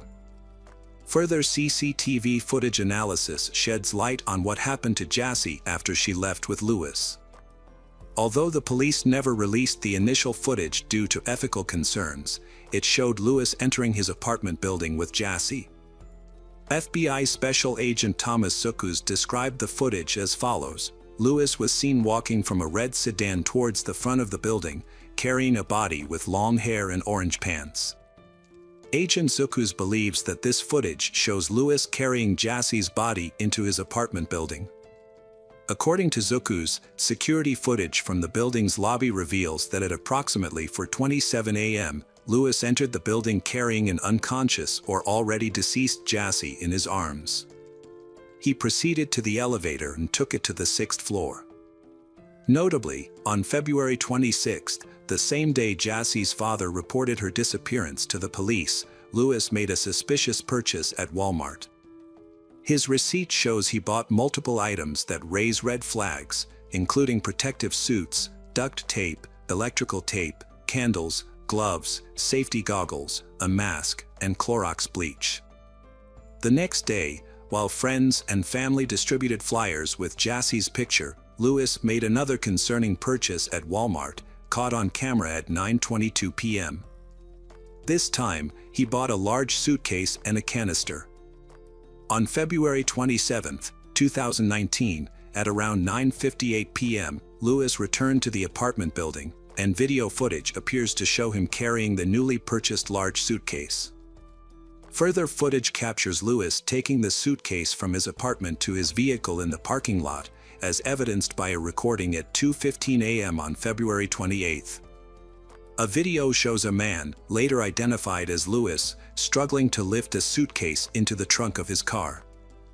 This footage is part of a larger investigation into the disappearance of Jassy Correa, who was last seen on February 24 and was believed to be at Lewis's apartment. Between 2:44 a.m. and 4:02 a.m., Lewis was seen leaving the building multiple times, carrying various items including cardboard boxes, trash bags, a bottle of bleach, a computer tower, a laptop case, and a small duffel bag. On February 28, 2019, police obtained a search warrant for Lewis's apartment. During their search, they found several suspicious items, including 2 packages of hooded coveralls and 2 respirator masks. They also examined a sofa in the apartment, which was missing one of its 4 large cushions. Outside the apartment complex, in a dumpster, police found a collection of items that raised further suspicions. These included white trash bags, a bag containing plastic sheets, men's jeans with bleach stains, and the belt. Additional items found in the dumpster included a white nylon hooded coverall, an unfilled box of baking soda, clear safety goggles, duct tape packaging, rubbing alcohol, Walmart bags, used plastic gloves, an empty package from a car air freshener, 3 used packages of purifying charcoal, and a sponge. On the afternoon of February 28, 2019, police stopped a car driven by Lewis near Wilmington, Delaware. Officers ordered Lewis to exit the vehicle and asked if he was alone. Lewis reportedly responded by saying, "She's in the trunk." When police investigated, they found the body of Jassy wrapped in a sofa cushion cover inside a black trash bag, which was placed in a large suitcase that matched the one Lewis had taken into his apartment the previous day. Experts who inspected the car found 2 cracks on the passenger side windshield, leading police to suspect that the man had attacked Jassy inside the vehicle. As a result, Lewis was arrested and taken to a Delaware State Police barracks. During questioning, Lewis had a large bandage on the right side of his face, which he claimed was from sheet when asked about it. A forensic examination revealed that Jassy died from a combination of strangulation and blunt force trauma. Additionally, seminal fluid was found on her body, and DNA analysis matched Lewis's DNA. Prosecutors noted that Lewis's DNA was also found under Jassy's fingertips. Although the exact location of Jassy's death could not be determined, it is believed to have occurred either in the car or at Lewis's apartment. On Saturday, March 9, 2019, family and community members gathered at St. Peter's Parish in Dorchester to pay their respects to Jassy Correa. Many wore white or displayed buttons, shirts, and sweatshirts with Jassy's face and the phrase, "Justice for Jassy." Maka DeAndrade, Jassy's cousin and best friend, delivered the first eulogy, expressing the community's sadness and acceptance of Jassy's passing. DeAndrade said, "We may not understand why Jassy's life was cut short, but I have faith that her death was not in vain. I trust that God has a plan, and I have faith in that." Boston Mayor Marty Walsh addressed the crowd, vowing to work towards creating a safer world for women. He emphasized that young women should be able to go out and celebrate without fear and return home safely to their loved ones. He acknowledged the immense pain Jassy Correa's family has endured and expressed his condolences. When Correa expressed gratitude to the city and law enforcement agencies for their tireless efforts in investigating Jassy's disappearance and death, he also paid a heartfelt tribute to his daughter, saying, "Rest in paradise, my dear Jassy, rest in peace, my dear child." Lewis Coleman, the suspect, has been charged with kidnapping resulting in death, a crime that could carry the death penalty or a life sentence. However, prosecutors have announced that they will not seek capital punishment. During the trial, prosecutors presented evidence, including a video of Coleman dragging Jassy's body into his apartment and his online search history following her disappearance. FBI agents reported on Lewis's online activity in the days following the alleged kidnapping. He searched for topics such as whether a person can fit inside a suitcase and how to remove a tooth that is not loose. However, Lewis's defense team has disputed the relevance of this evidence to the kidnapping charge. They argue that the prosecution's focus has been on Lewis's actions after the alleged victim's death, rather than on the kidnapping itself. Attorney David stated, "This case is not about how Lewis behaved after her death, or whether he did anything illegal or inappropriate. The government's evidence has mainly centered on these issues, but I believe they are not crucial to determining whether a kidnapping occurred." Court documents filed by the prosecution and defense provide a detailed account of the events surrounding Jassy Correa's disappearance and death. Although they sides present different versions of what happened, the documents reveal disturbing details about the circumstances leading up to Jassy's death. Prosecutors established that the defendant, Lewis, was at the same nightclub as Jassy and her friends on the night of her disappearance. However, Lewis was interacting with a different woman he had just met, not Jassy. They exchanged phone numbers and texted each other while at the club and after it closed. The prosecution and defense have presented conflicting narratives about the events that unfolded. Prosecutors argue that Jassy was not the aggressor and that Lewis deceived her into getting into his car by offering her a ride to her friend's apartment, ultimately taking her life. In contrast, the defense claims that Jassy became aggressive after being pushed out of an Uber by the driver, and that she initiated a fight with Lewis.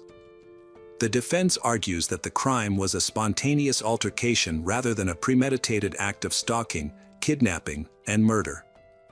Prosecutors pointed out that the defendant's main argument was that the victim, who weighed 119 pounds, had attacked the defendant, who weighed 200 pounds.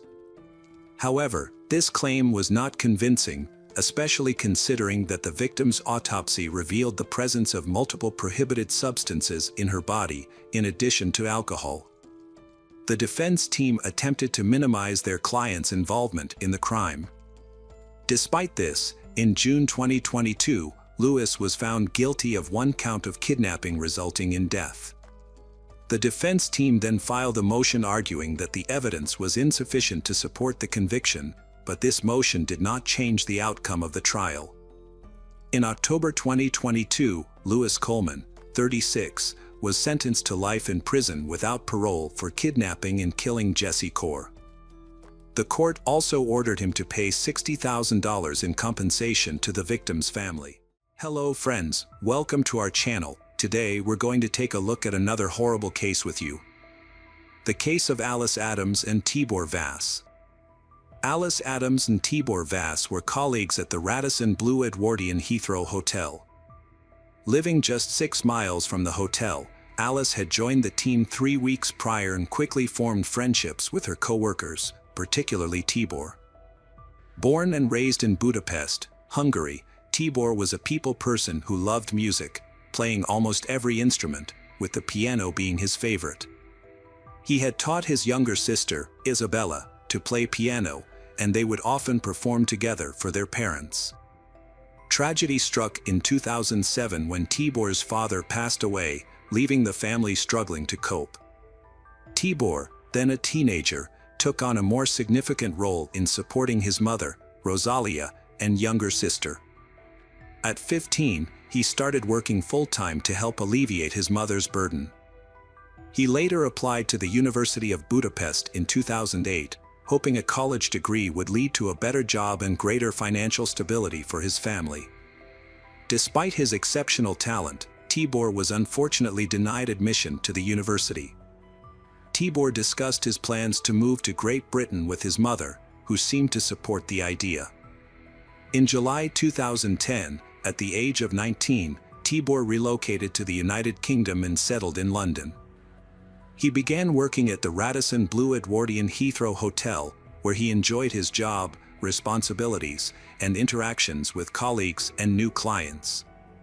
Tibor quickly formed a bond with Alice, a talented musician, as they often found common topics to discuss. Both Tibor and Alice worked as receptionists at the hotel, along with Attila Ban, a 31-year-old who had been employed there the longest. Attila was recognized as the hotel's best employee in 2010. As Tibor and Attila were both from Hungary, they developed a close relationship. The hotel provided accommodation for its new employees, and Attila and Tibor lived in a company apartment behind the hotel. This arrangement was convenient, as it saved them money and reduced their commute time. Tibor was thrilled to be in England, but he didn't abandon his plans for higher education. He reapplied to the university in Budapest and was accepted this time around. Overjoyed, he had to return to Hungary in August 2011. To bid him farewell, a small party was organized on August 9, 2011, attended by Tibor, Attila, Alice, and other hotel employees. The next day, the trio was scheduled to work, but none of them showed up. Their colleagues raised the alarm when they failed to report for work at 7 a.m., and the police were notified at 7:53 a.m. Upon arriving at the house, the police found the door unlocked and the interior quiet. When an officer opened the door, he was met with a disturbing scene. Alice lay on the living room floor, her face covered by a pillow, with 22 stab wounds on her body, as later confirmed by the medical examiners. In the bedroom, Tibor's naked body was found on the bed, having died from 2 stab wounds to the heart. Attila, however, was nowhere to be found. The police surrounded the house to secure the area, and investigators and forensic experts started their investigation. As they examined the crime scene, they discovered that the bed where Tibor's body was found was not where he was actually killed. The bed was too tidy, indicating that Tibor had met his fate elsewhere. It appeared that the perpetrator had initially wounded him, removed his clothes, cleaned his body, and then placed him on the bed.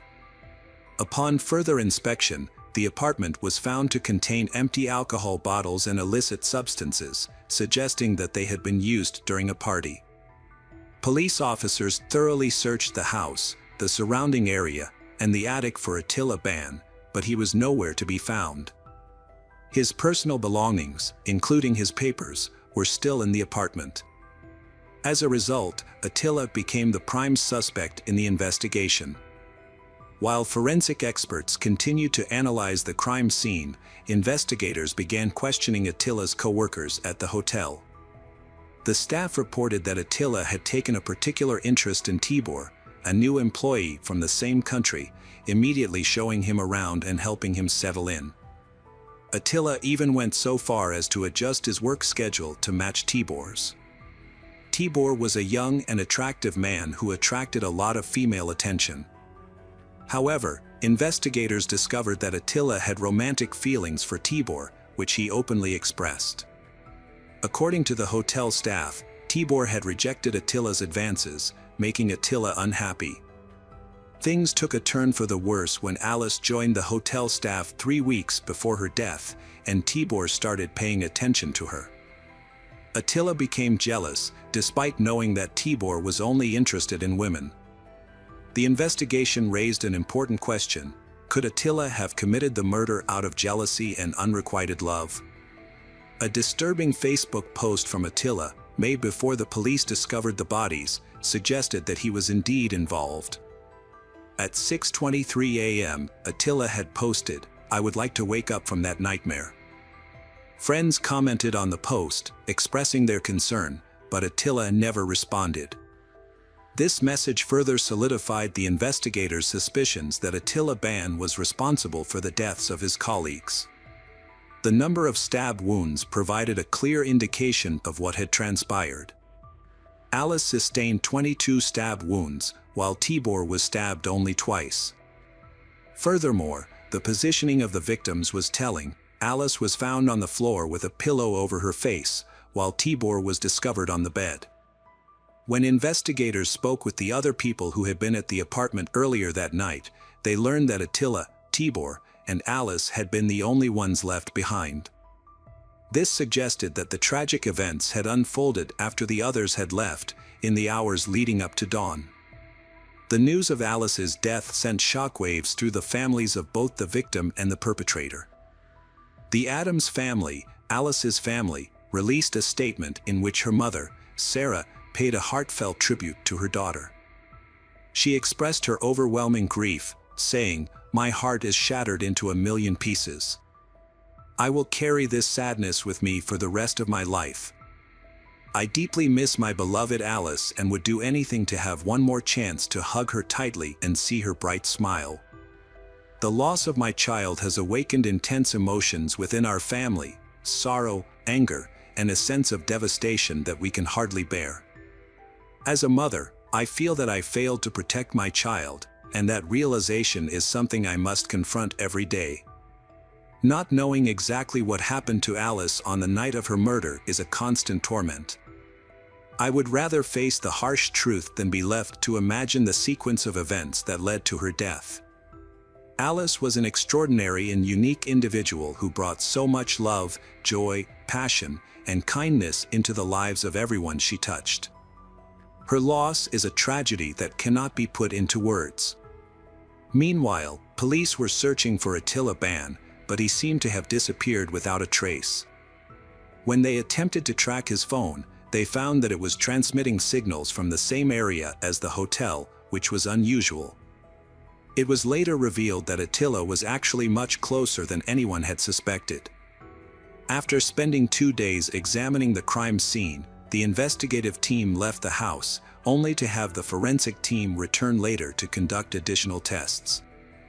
Upon re-entering the house, they found that the door they had left unlocked was now locked from the inside. Inside the room, they discovered Attila Ban lying on the bed, intoxicated and wounded after attempting to harm himself with scissors and a knife. The investigators questioned Attila, but he responded bizarrely, using gestures to convey his thoughts. He was then taken to the hospital for medical attention. Unbeknownst to the investigators, Attila had created a hiding space within the sofa bed where Tibor Vasa's body was found. To create this makeshift hiding spot, he had made a slit in the bed's base, grabbed a phone, several bottles of water, and climbed inside. Throughout the investigation, Attila had been secretly watching and listening to the police through the holes he had made. Attila Ban was arrested at the hospital as the main suspect in the crime. His trial began on July 9, 2012, and during the proceedings, details of the heinous crime were revealed. The party had escalated out of control after Tibor, Alice, and Attila were left alone in the apartment. Prosecutors confirmed that there was a consensual physical encounter between the three, with DNA evidence found on Miss Adams' body. The evening took a devastating turn. Attila claimed to have no memory of the events that followed, only recalling waking up the next morning to find Alice and Tibor lifeless. Overcome with guilt and remorse, he considered taking his own life but was too afraid to do so alone.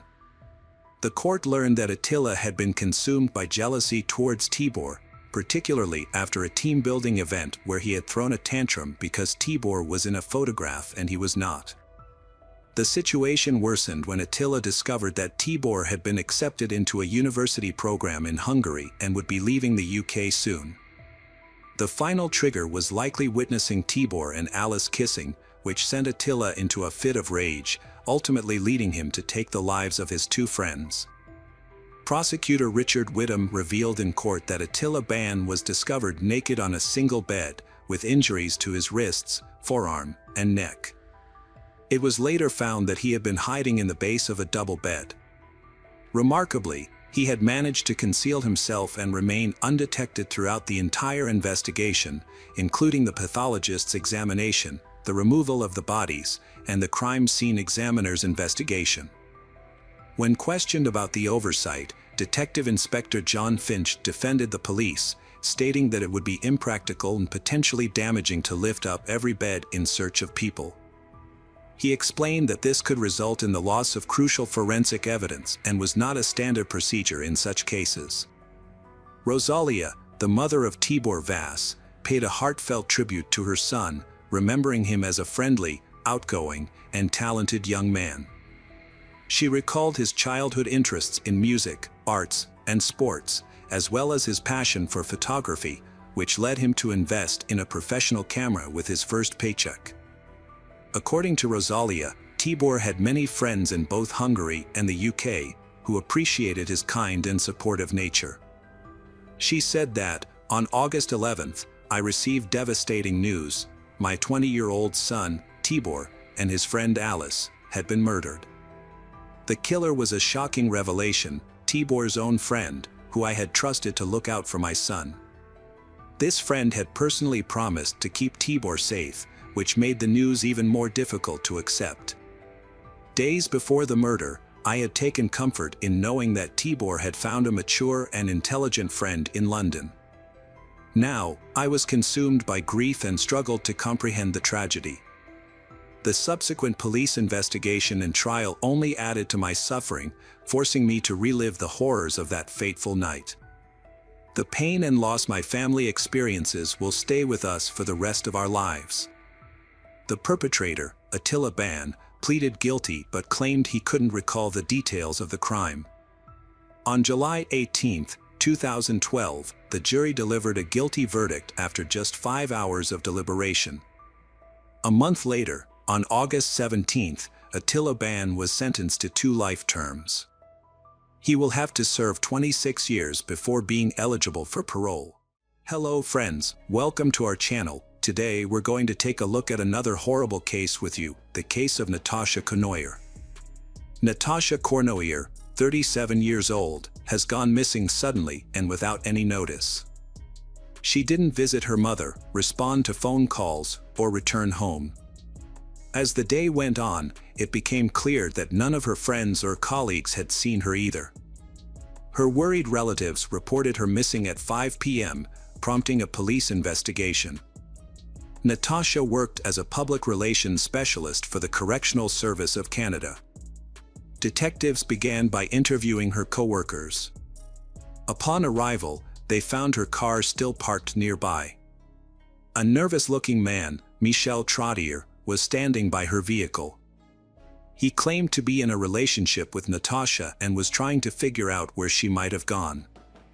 The back door of Natasha's car had scratches, but it was unclear if they were related to her disappearance. With no reason to suspect Michel Trottier of involvement, detectives continued their investigation. Co-workers reported that Natasha was at work on October 1, 2009, the day before she vanished. She seemed to be in a good mood, friendly, and untroubled, with no signs of anything amiss. On October 2nd, Natasha needed a day off to deal with issues related to her recently deceased father's tombstone. To make up for time, she worked longer hours on October 1st and left the office around 8 p.m. According to her friends, Natasha was a kind and open person with no known conflicts or enemies. The police launched a large-scale search for Natasha, involving aviation and canine units. Initially, they focused on the area around the parking lot but found no clues to aid the investigation. Natasha's friends and relatives distributed flyers with her photo, hoping someone might have information about her disappearance. The first few hours after a person goes missing are crucial in finding witnesses or evidence. However, in Natasha's case, valuable time was lost because the police weren't notified until the evening of October 2nd, 21 hours after she left work. The search for Natasha took place from October 3rd to 5th, but unfortunately, no leads were found. Her family offered a $10,000 reward for any information that could help locate her. Natasha's boyfriend, Michel Trottier, suspected she had been kidnapped and made a televised plea for her safe release. Meanwhile, the police were investigating their personal lives. They had been together for 4 years, but their relationship had been rocky, with multiple breakups and reconciliations. The police explored all possible scenarios surrounding Natasha's disappearance. They reviewed CCTV footage from her workplace, both inside and outside the building. The footage showed Natasha arriving at 9:04 a.m. and leaving at 8:07 p.m. She had parked her car in a poorly lit area of the parking lot, and the cameras captured her walking towards it. However, she eventually disappeared from view due to the darkness. After a few minutes, the car headlights turned on and the car started moving, but instead of heading towards the exit, it drove to the opposite side of the parking lot, which was also poorly lit. The car stopped and the headlights went out. The vehicle remained in this position for about 20 minutes before moving towards the exit. It was determined that this car was not Natasha's, as she owned a Mazda. Further investigation revealed that the car in the video was a Ford Windstar minivan, which had entered the parking lot at 6:35 p.m. and parked next to Natasha's car. Based on the video footage, the police concluded that Natasha Conoyer's disappearance was likely a kidnapping. On the 5th day of the search, October 6, 2009, the focus shifted from finding a missing person to investigating a homicide. Natasha's body was discovered in a vacant lot in the Point Au Trumbull area, approximately 20 miles from her workplace. The body was located next to a dirt road that led to the riverbank. The news of Natasha's death devastated her relatives and friends, who were further disturbed by the medical examiner's report. According to the report, Natasha's cause of death was strangulation. Additionally, she had suffered 9 facial injuries, including a broken nose, and had marks on her wrists and ankles indicating that she had been bound. Seminal fluid was also found inside her body, which would serve as a source of DNA evidence.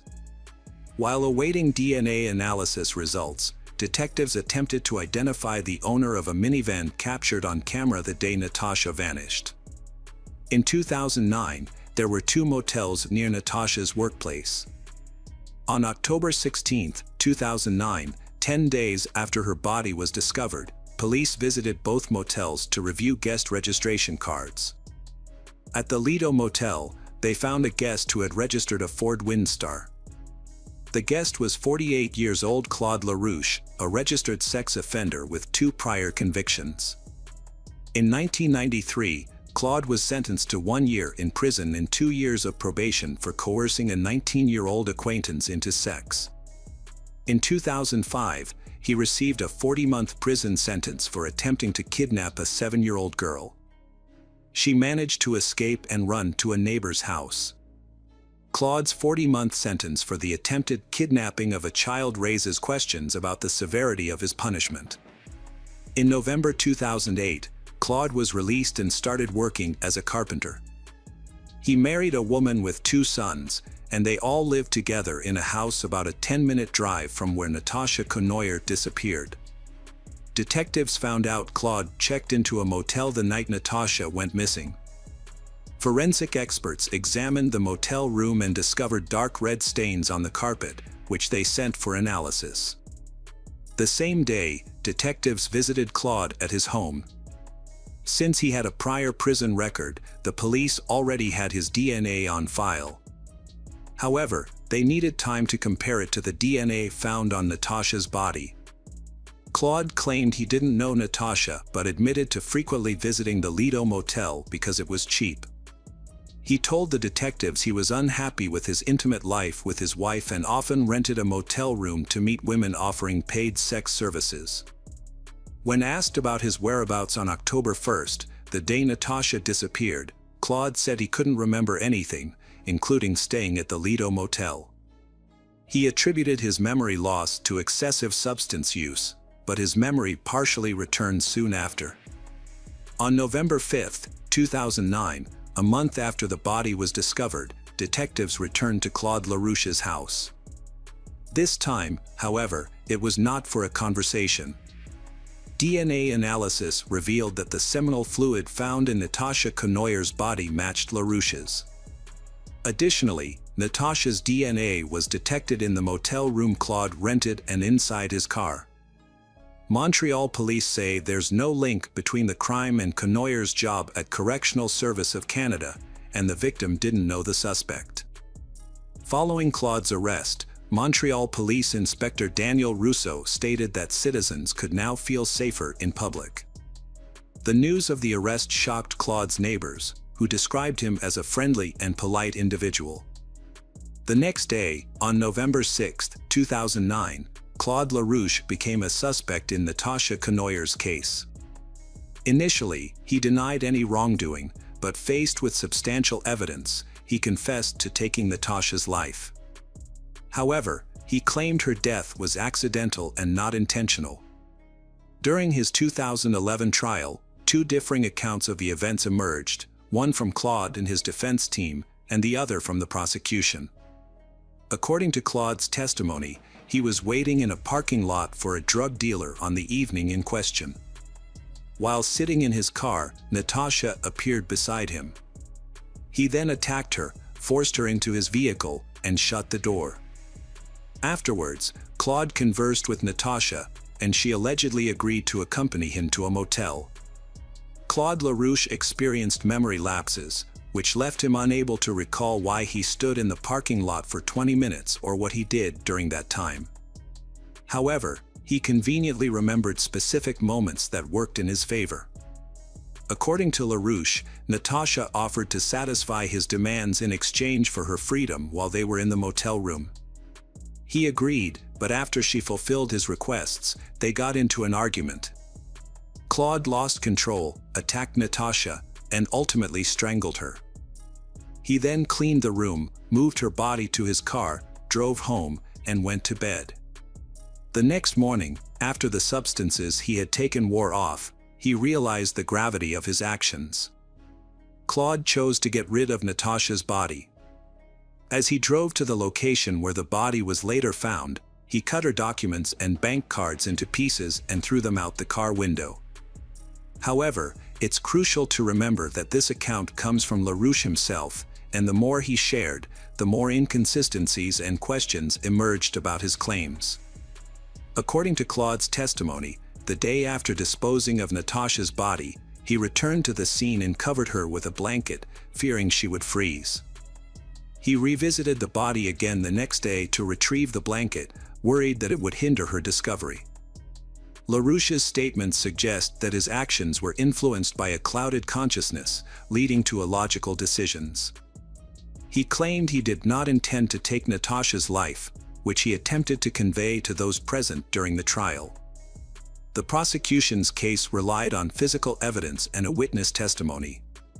The witness stated that while walking his dog near the parking lot on the day Natasha disappeared, he saw Claude attempt to attack a jogger around 7 p.m. However, Claude retreated when he noticed the witness and his dog. Natasha Cournoyer was attacked an hour later. The prosecutor was convinced that Claude had bound and abducted Natasha, taking her to a motel where she ultimately lost her life. In June 2011, Claude LaRouche was found guilty and received a life sentence with the possibility of parole after 25 years. During the trial, it was revealed that just 2 weeks after Natasha's murder, Claude attempted to strangle another woman, Dominique Martel. However, she managed to fend him off by biting his finger. As a result, Claude was deemed a dangerous offender under Canadian law, rendering his prison sentence indefinite and significantly reducing his chances of early parole. Natasha had a peaceful and fulfilling life, with aspirations and objectives, all of which were brutally taken away by a man with a history of serious crimes.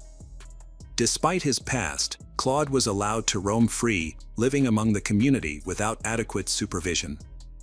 The fact that he had previously attempted to kidnap a 7-year-old girl raises questions about how he was able to reintegrate into society without proper monitoring. Natasha's loved ones continue to grapple with these unanswered questions, haunted by the thought that if the system had functioned correctly and Claude had been held accountable, Natasha might still be alive today. Welcome back, detectives. Let's dive into another horrible case. The case of Carol Maltesi. Carol Nicole Maltesi was born on September 19, 1995, in a small province in Italy, to parents Fabio and Josephine. Her mother was of Italian descent, while her father had Dutch heritage. When Carol was just 4 years old, her parents divorced, and she remained with her mother. Her father moved back to the Netherlands, where he remarried and had more children. Despite her father's lack of support, Josephine chose to stay in Italy and raise Carol on her own. Carol and her mother lived in a small community called Sesto Kenda. Her mother worked multiple jobs to provide Carol with a good education and opportunities for a better life. As a result, Carol grew into a beautiful, kind, and sociable young woman with many friends and an easy rapport with others. She was an active schoolgirl who participated in sports, such as horseback riding, and regularly attended a dance studio. Carol was fluent in 3 languages, loved traveling across Europe, and was an avid reader who could engage in conversations on a wide range of topics. As Carol entered her teenage years, she had many admirers and enjoyed being the center of attention. After completing her secondary education, Carol enrolled in a technical university to study industrial design, arts, and fashion. During her freshman year, Carol discovered she was pregnant after developing a romantic relationship with a young man studying architecture and design. The pregnancy was unexpected, and both Carol and her father were unprepared. Despite the challenges, Carol decided to keep the baby. In 2016, Carol, then 20 years old, gave birth to a son. The arrival of the baby significantly impacted her life. Due to financial constraints, she had to leave school to support themselves and their child. She relocated to Verona in search of better opportunities to provide for their family. Carol found employment as a sales consultant in a cosmetics and perfume retail chain when her son was 1 year old. Meanwhile, her boyfriend worked on projects from home and took care of their son. However, in mid-2019, Carol's life took another turn when she fell in love with Angelo.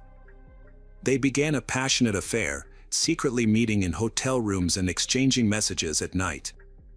The affair lasted for about 6 months, during which they tried to spend as much time together as possible. But just before the new year, Carol's boyfriend discovered her infidelity and decided to end their relationship. Carol thought it was for the best that she was leaving, as she had already planned to move in with her new boyfriend. However, they faced a challenge. Angelo lived with his parents, and Carol couldn't join him with her child from a previous relationship. They decided to rent a place together, but their plans were disrupted, which left them jobless and unable to afford a home. Carol had to move into Angelo's parents' house and temporarily leave her 4-year-old son with his biological father. Carol struggled financially, but Angelo and his parents supported her as much as possible. She had to rely on them completely, unable to contribute to her son's care.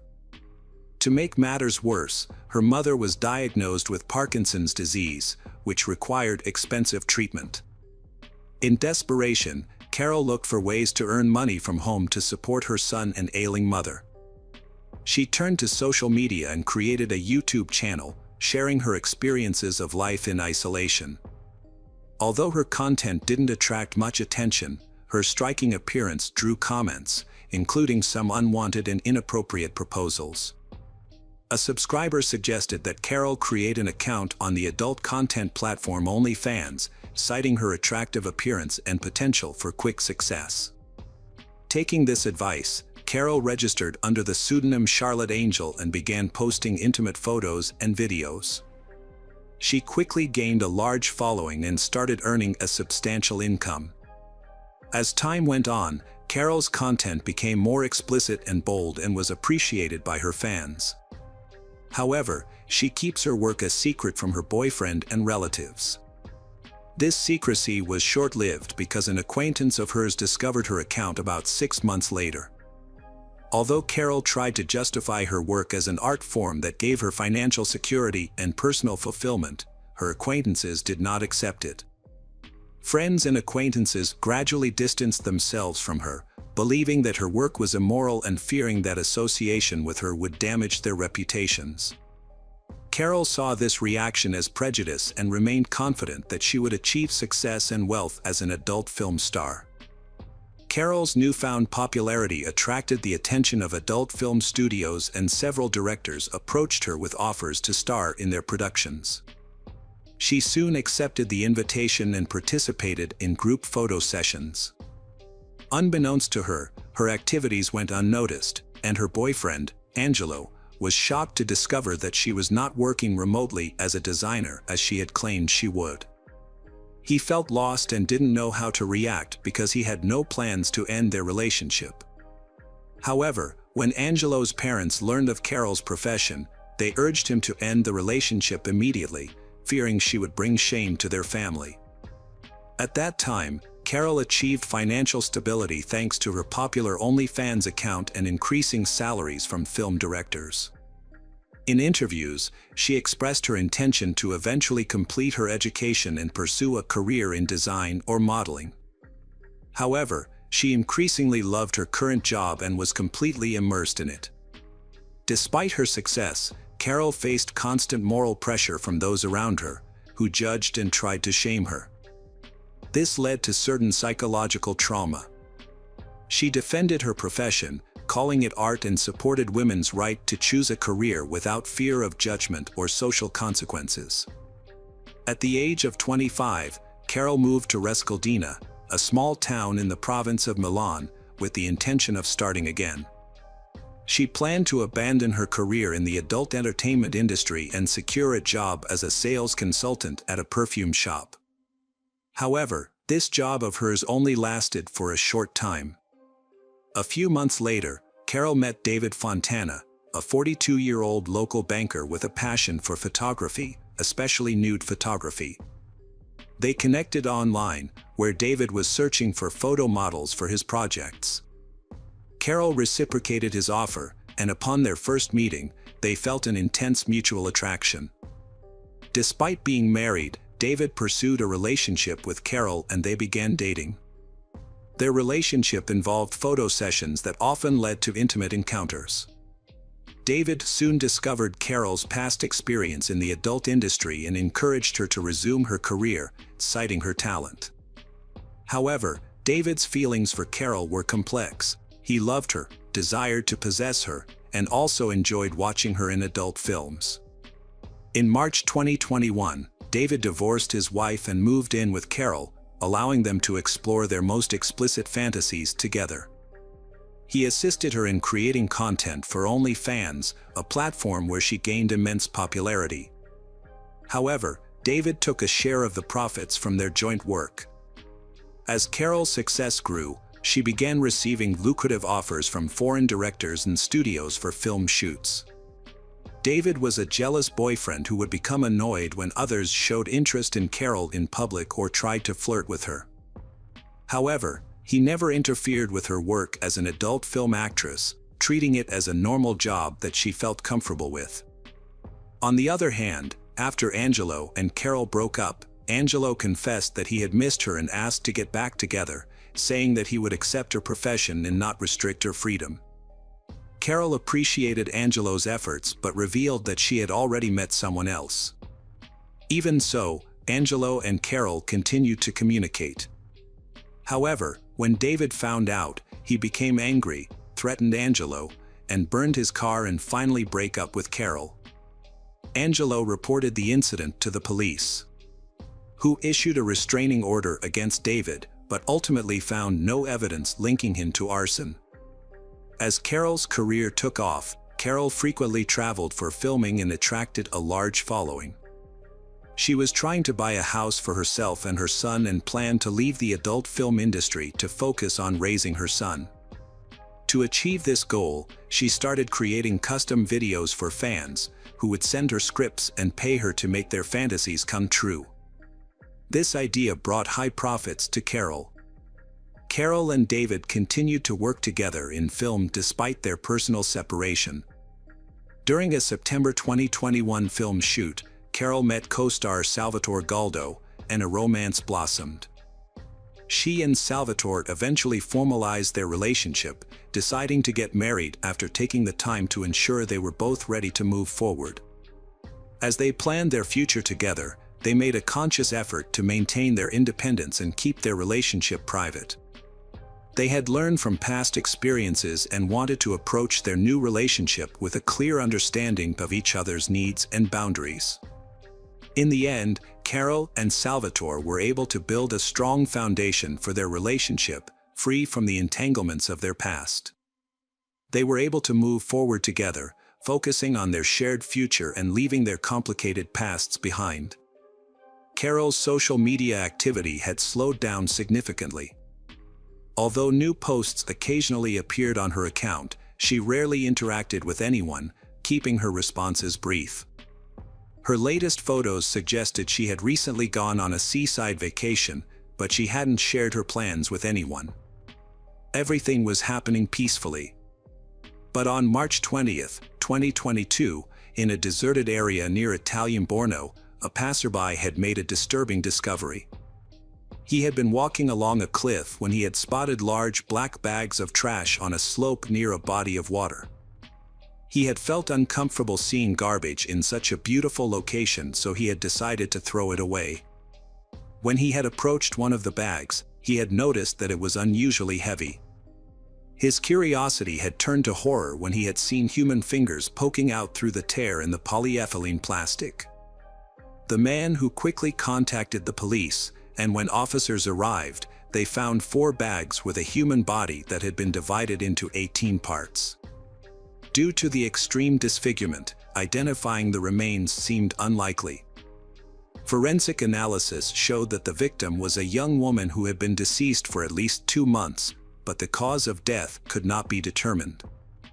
It was clear that the body had been stored in a freezer before being thrown off a cliff in a remote area, likely with the intention of remaining hidden for a long time. Upon impact, the bags tore, spilling some of the contents. The perpetrator had attempted to conceal the victim's identity by removing any distinctive features, such as tattoos, although damaged remnants of these tattoos still existed. The skin in those areas had been severely damaged with burns from hot objects, cuts, and acid. Despite this, police were able to piece together fragments of the tattoos and compare them with a missing persons database. A breakthrough came when a news report about the body was broadcast, asking anyone who might recognize the described features to come forward.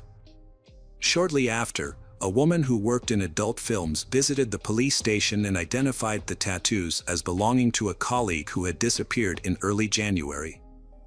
The actress knew the deceased as Charlotte, but did not know her real name. This new information was crucial, as it allowed police to establish the victim's identity and real name. Once her identity was known, it was revealed that she had become engaged to Salvatore Galdo, a colleague, shortly before her disappearance.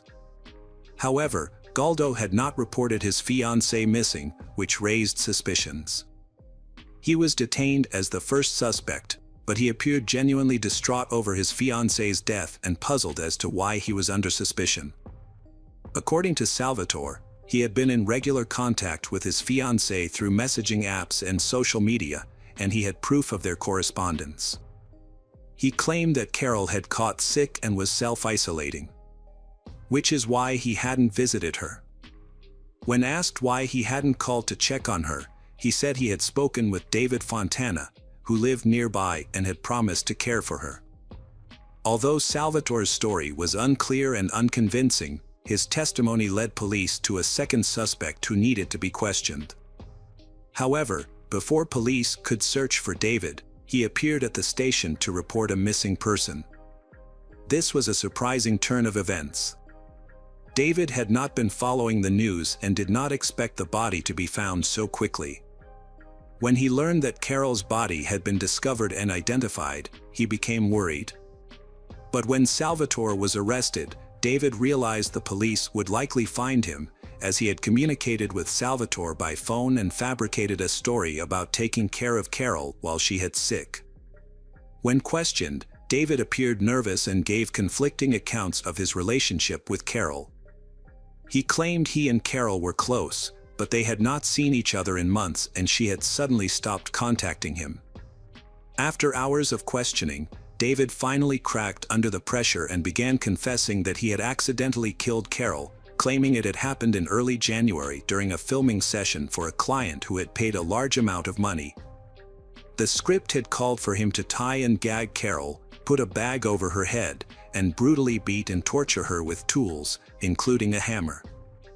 David and Carol had agreed that David wouldn't hit her too hard, but she would act like she was in a lot of pain.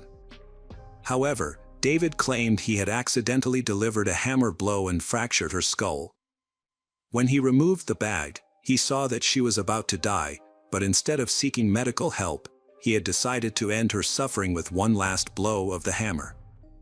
But surprisingly, the investigation revealed that the mysterious customer was actually David, who contacted Carol using a fake account. He had come up with a revenge plan because Carol had wanted to leave him. At about 9 p.m. on January 11th, David had used a hammer to kill Carol. The next day, he had bought a large freezer using Carol's credit card, as well as a saw and axe from a hardware store, which he had used to dismember her body.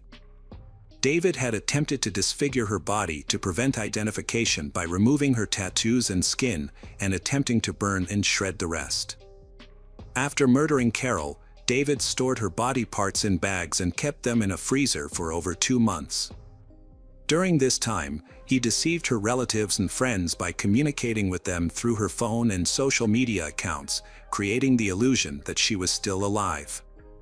By the end of March, David thought it was safe to dispose of the body and dumped it off a cliff in a remote area. He hoped that the remains would either never be found or would have decomposed beyond recognition by the time they were discovered. However, the body was found just 2 days later, and authorities tracked David down within a week. The most puzzling aspect of the case is that none of Carol's relatives or friends reported her missing, despite her disappearance occurring nearly 3 months prior. They were all convinced by the messages and social media posts David had created, and even her fiancé, who thought she was ill, didn't become alarmed when she failed to answer his calls or visit him. If someone had raised the alarm, David would have been tracked immediately through the signal from Carol's phone, which he had kept with him the entire time. At the trial, David expressed remorse and claimed he loved Carol, stating that her death was unintentional. He also said he had planned to end his own life after her death, unable to cope with the grief. Although this statement seemed implausible, the defense maintained that the incident was an unintentional act of violence. On June 12, 2023, David was found guilty of manslaughter. He was sentenced to 30 years in prison and ordered to pay compensation to Carol's son, Carol's mother, and the father of Carol's child, totaling €350,000. Notably, the court did not consider the manner of the killing to be cruel, and the dismemberment of the body was not deemed an aggravating factor. As a result, David may be eligible for parole in the future. Hi there, investigators. It's time to uncover the truth behind another case. The case of Jake Wagner. Hannah Mae Roden, 13, and Edward Jake Wagner, 18, met at a dance and quickly became lovers. As a result, the Roden and Wagner families began to spend time together, sharing weekends and parties, and Hannah Mae and Jake's love continued to grow. When Hannah Mae turned 15 years old, she revealed that she was pregnant. Jake was delighted with the news and hoped his family would be too. The Wagner family placed great emphasis on tradition and family lineage, and they adored children, viewing them as a continuation of their traditions. In fact, they often passed the name down from generation to generation, as seen in Jake's family, with his father being George Wagner III and his brother George Wagner IV. On the other hand, the Roden family had a more practical approach to family life. Even though they were divorced, Christopher Roden Sr. and Dana Roden remained close and devoted to their 3 children, prioritizing their happiness above all else. Unlike the Wagner family, the Rodens lived modestly, with Christopher working odd jobs and Dana as a nurse's assistant.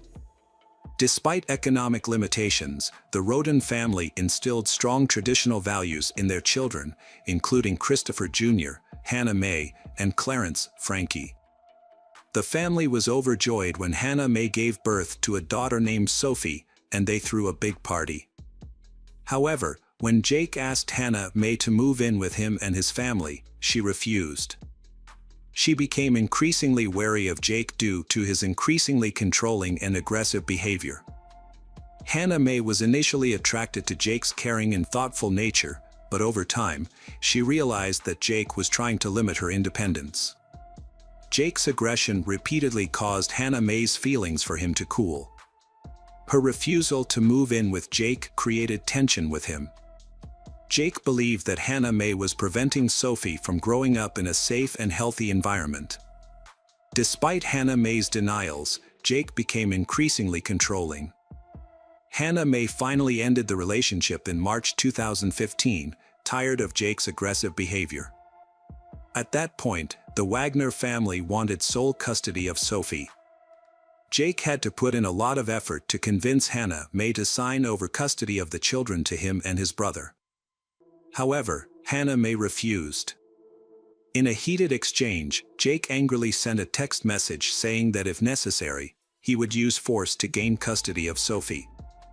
This revelation confirmed the Wagner family's willingness to use coercion and intimidation to achieve their goals. To protect herself and her daughter from this unscrupulous family, Hannah decided to distance herself and raise her child alone. She chose to work as a nursing assistant, continued her studies, and took care of Sophie herself. The situation escalated when Hannah became pregnant again. Although Hannah confirmed that the child was not Jake's, he still had doubts and tried to discover the truth. In December 2015, Jake logged into Hannah's social media accounts but found no evidence of an affair. A trial ensued, involving repeated interactions between the Wagner family and Hannah. In one text message, Hannah asserted that the Wagner family would have to get rid of her before they could gain custody of Sophie. Jake shared this letter with his family, angering them. His grandmother, Rita Newcomb, 65, retaliated by forging an important custody-related document. During the custody trial for Sophie, Christopher Roden and George Wagner III had a heated argument. This incident caused a complete rift in the relationship between the two families. The Wagner family soon came up with a terrible idea. They believed that Hannah Roden was uncooperative and decided that the only solution was to eliminate her and the entire Roden family in order to gain custody of Sophie. By Christmas 2016, this twisted idea was the start of a terrible crime. While everyone focused on love and celebration during the holiday season, the Wagner family had other intentions. They held a family vote to decide whether to continue with their evil plan or not. After everyone agreed, they assigned each person roles and began preparing. The Wagner family spent 5 months researching the Roden family home, including surveillance cameras, daily habits, and work schedules of each Roden family member. Each member of the Wagner family was assigned a specific task. Angela Wagner purchased a communications blocking device and planned to secretly install it on the Roden family's phone to prevent anyone from being able to contact the police. George Wagner III offered to build a homemade silencer and handle transportation the night of the crime, securing a truck and not attracting attention. Meanwhile, Sophie was safe at home with Angela because the court had awarded Hannah and Jake joint custody of Sophie. The Wagner family chose the time when it was their turn to care for Sophie in order to keep Sophie safe. It was clear that the Wagner family had meticulously planned every detail to carry out a perfect execution. At approximately 8 a.m. on April 22, 2016, George Wagner III visited Christopher Roden under the pretense of offering Christopher a job opportunity that could improve his family's financial situation. However, the job offer was just an excuse to get into the house. A moment later, Christopher Roden Sr. opened the door. A while later, as usual, Bobby Jo Manley arrived at Christopher's house to take care of the Roden family's animals. While outside the house, she noticed someone was inside, which was unusual for that time of day. Every member of the Roden family usually went about their work and was not at home.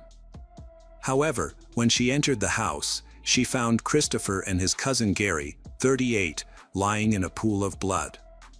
Horrified, Bobby grabbed the phone and called emergency services, reporting what she had seen and asking for assistance. Still shaking, Bobby went to other relatives' houses and knocked loudly on one of their doors. A 3-year-old boy, the son of Clarence Frankie Roden, appeared, and Bobby asked him where his parents were. However, the boy did not respond but just pointed towards the bed. When she entered the house, she witnessed another horrifying scene. Clarence and his wife, Hannah Hazel, lay motionless. Lying between them was their 6-month-old baby, still alive but covered in the blood of Clarence and Hannah Hazel. After Bobby's 911 call, police quickly arrived on the scene.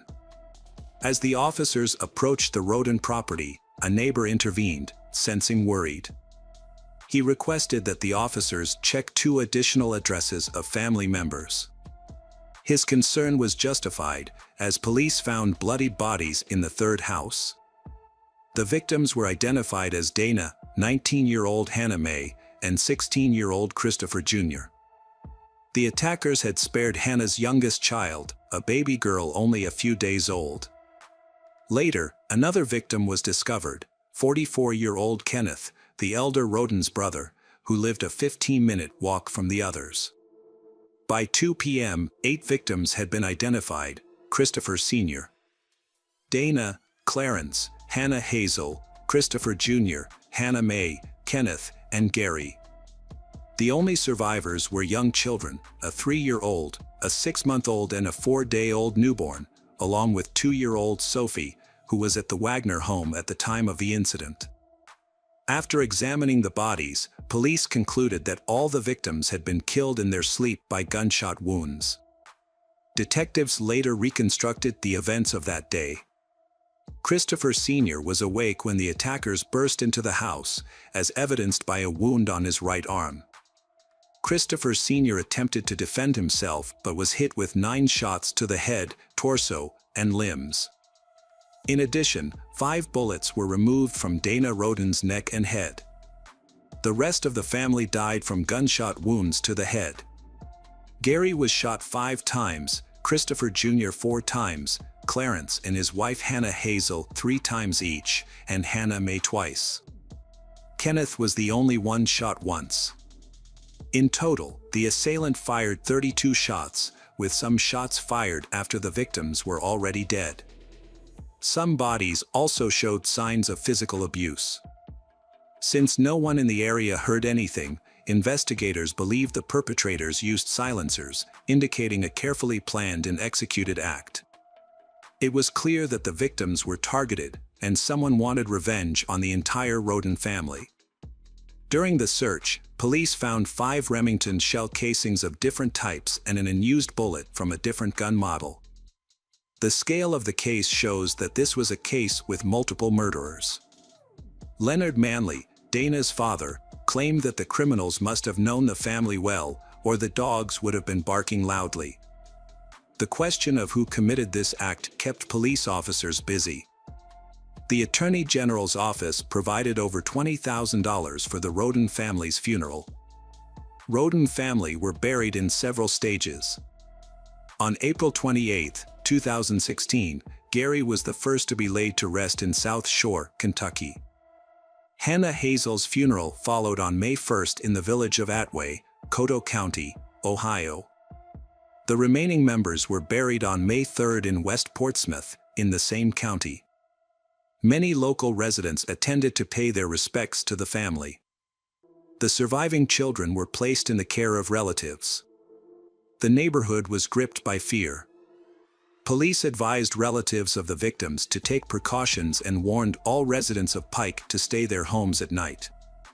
The brutal mass murder outraged residents across the state, who demanded that the investigation's findings be made public and the perpetrators be caught as soon as possible.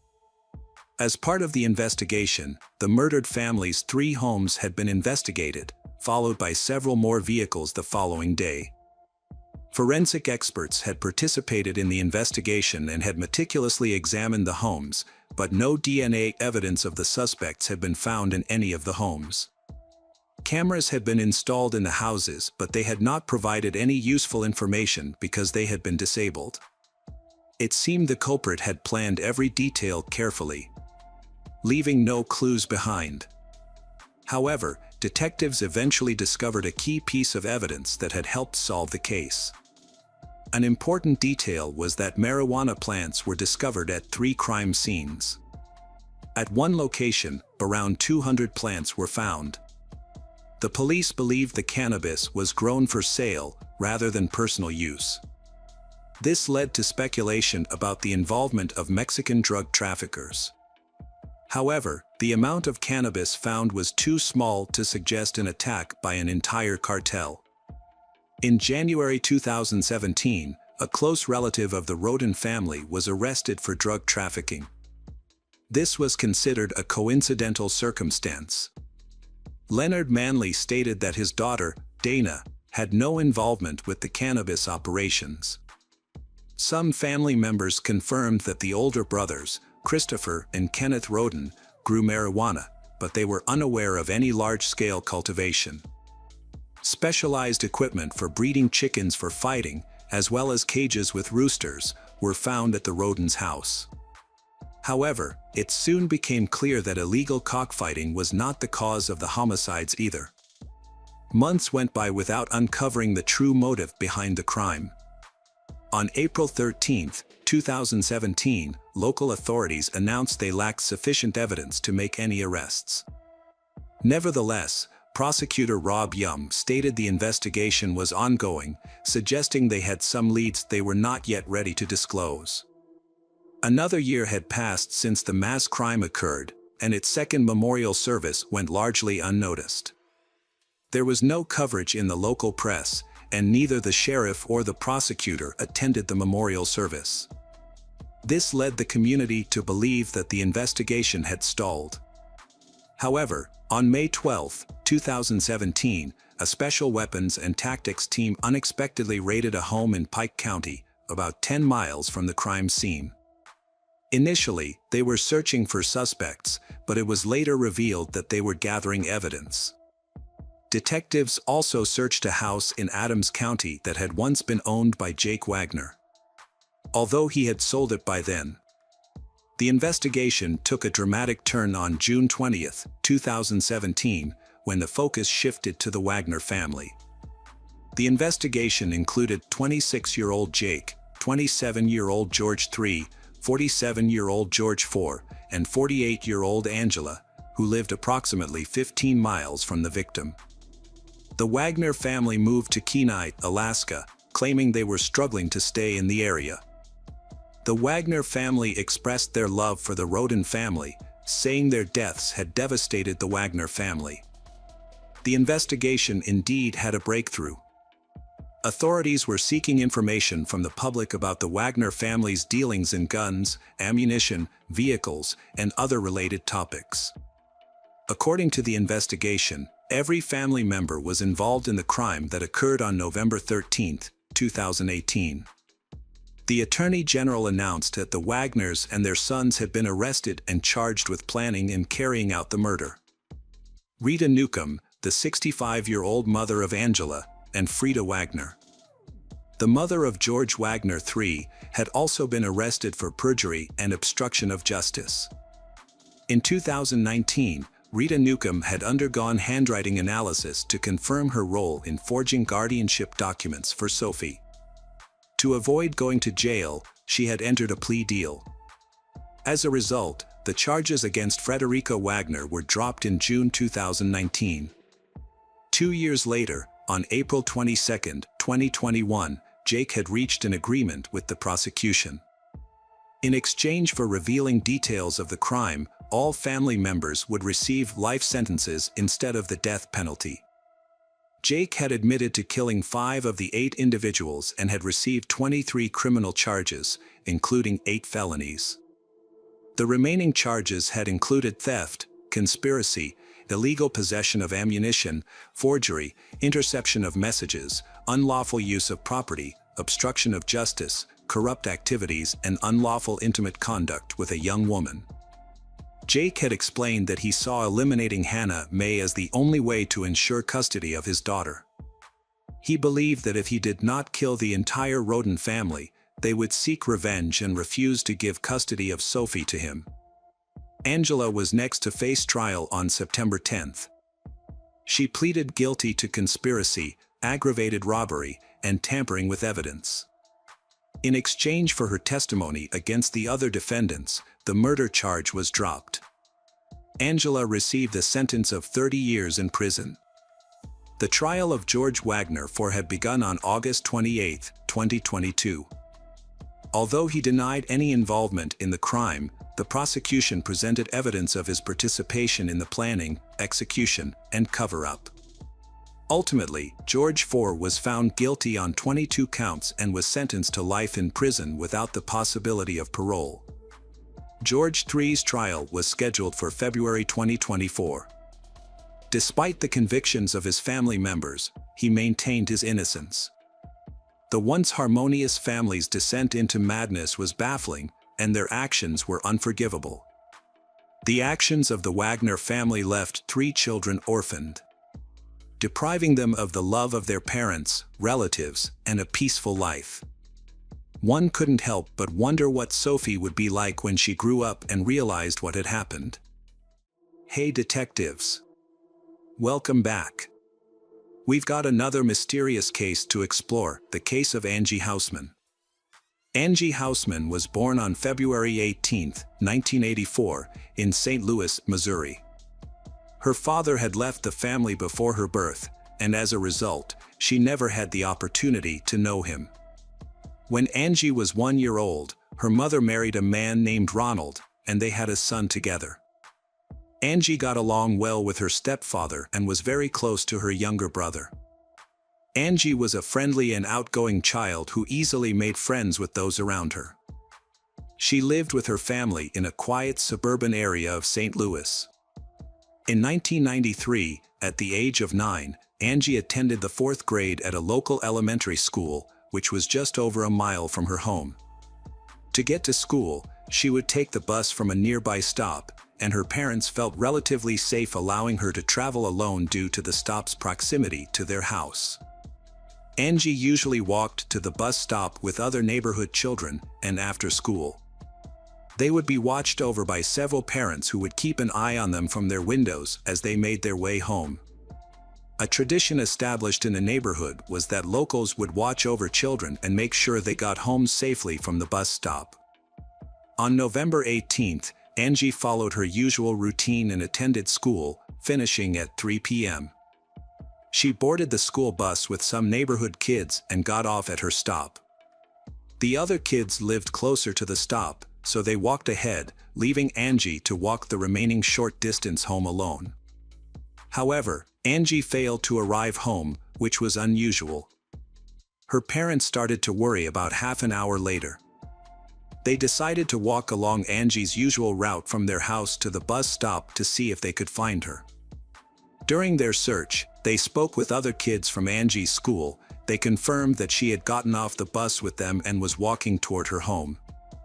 Her parents also talked to neighbors who usually kept an eye on the kids but were busy that day and didn't see anything. Angie's parents and their friends combed the area but couldn't find her. As night began to fall, Angie's parents decided to call the police for assistance. Police officers quickly joined the search for Angie. The cold weather made it unlikely that she would have wandered off on her own, so they initially focused on the possibility of something more serious happening to her. A recent kidnapping in the neighborhood, involving an 11-year-old girl just 10 days earlier, further heightened their concerns. The man had approached the girl as she got off the school bus and tried to drag her into the bushes, but she managed to escape. Since the man was still at large, the police considered the possibility that he might be involved in Angie's disappearance. The police brought in dogs trained to track scents, and the dogs picked up Angie's scent near the bus stop. The dogs followed the scent for about half the distance to Angie's house, but then lost it. This suggested that Angie might have gotten into a vehicle at that point, which made the police think that she might have been abducted. The police also used helicopters with special sensors to search the area and looked along the banks of a small stream near Angie's home, but they did not find Angie or any of her belongings. The first day of the search for Angie yielded no results, prompting the police to reach out to the media for assistance. As a result, news of her disappearance spread rapidly throughout the city, generating over 300 calls to the police department within 24 hours. More than 20 additional officers were brought in to help handle the large number of new leads in the case. Despite this effort, none of the leads led to Angie's discovery.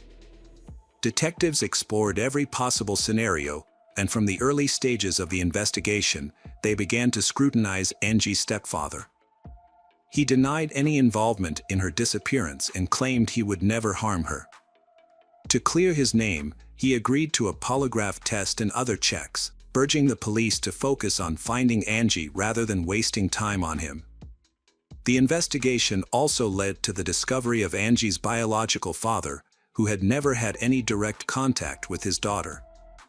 However, her mother reported that he had been seen driving past their house on multiple occasions, watching Angie play outside. Although this behavior raised suspicions among detectives, the man had a solid alibi that checked out.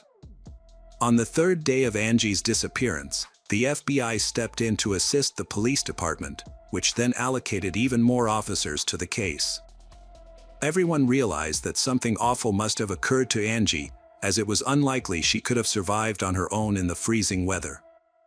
A new lead emerged. Someone reported a suspicious man driving a blue sedan slowly through Angie's neighborhood. The description of this man matched the one given by a girl who had narrowly escaped an abduction attempt just 10 days before Angie vanished. The police created a composite sketch of the suspect and featured it in the news. Volunteers distributed thousands of flyers with the sketch. But the man's identity remained a mystery. As the case gained national attention, it was covered on television, attracting even more leads. The police carefully examined each new lead, but none of them led to Angie's discovery. The case also drew in psychics. They began calling Angie's home to share their alleged visions. One psychic claimed that Angie was alive and even provided a specific location where she being held, a large national park 25 miles from her home. However, the detectives did not give any credence to these claims. A reward of $10,000 was offered to anyone who could provide information about Angie's disappearance, which led to a large number of tips being submitted. During the investigation, detectives discovered a concerning detail. Angie had told her teacher a few days before she vanished that she planned to go on a nature trip with her uncle. However, Angie's parents were unaware of any uncle, and it seemed Angie had fabricated this story. This led investigators to consider the possibility that Angie might have known her abductor beforehand and referred to them as her uncle. Unfortunately, the conversation with her teacher did not provide any information about this mysterious individual. The investigation stalled, with no progress made in the following days. On November 27th, 9 days after Angie's disappearance, an important development in the case was found. A hunter contacted the police, reported that he found a body in the woods of a national park. Upon arriving at the scene, police were met with a disturbing sight. A young girl's body was tied to a tree, naked, with her head completely wrapped in tape except for her nose. Her hands were also bound with handcuffs. Near where the body was found, they found a bag containing personal items, which were quickly identified as Angie's remains. Among the belongings were notebooks with her name. After being transferred to the medical examiner, a detailed examination of the body revealed additional shocking facts. The removal of tape from her head uncovered a piece of underwear lodged in her mouth. The autopsy results indicated that Angie's death had occurred only a few hours before the body was discovered. This suggested she was held captive for 9 days, only to be left to freeze to death at the scene. Experts further determined that Angie suffered numerous injuries and had been sexually assaulted during her ordeal. Forensic analysts carefully inspected every proof collected from the crime scene and identified a fingerprint on the tape used to wrap Angie's head. They cross-referenced this evidence against potential suspects in their database, but unfortunately, this led to no new leads. The discovery of the body accelerated the police investigation, prompting the allocation of additional resources to help solve the case. The community was shocked by the extreme brutality of the crime and was deeply concerned for their children's safety, with many escorting their kids to bus stops and keeping a close watch over them at all times. A few days after Angie's discovery, concerns escalated further. On December 1st, 10-year-old Cassidy went missing from a nearby town, just 10 miles from Angie's home. Cassidy asked her mother for permission to visit friends who lived just a few hundred yards away, but then she disappeared. Cassidy's disappearance sparked an extensive police investigation, and detectives began to suspect the possibility that Cassidy's case might be linked to a serial killer.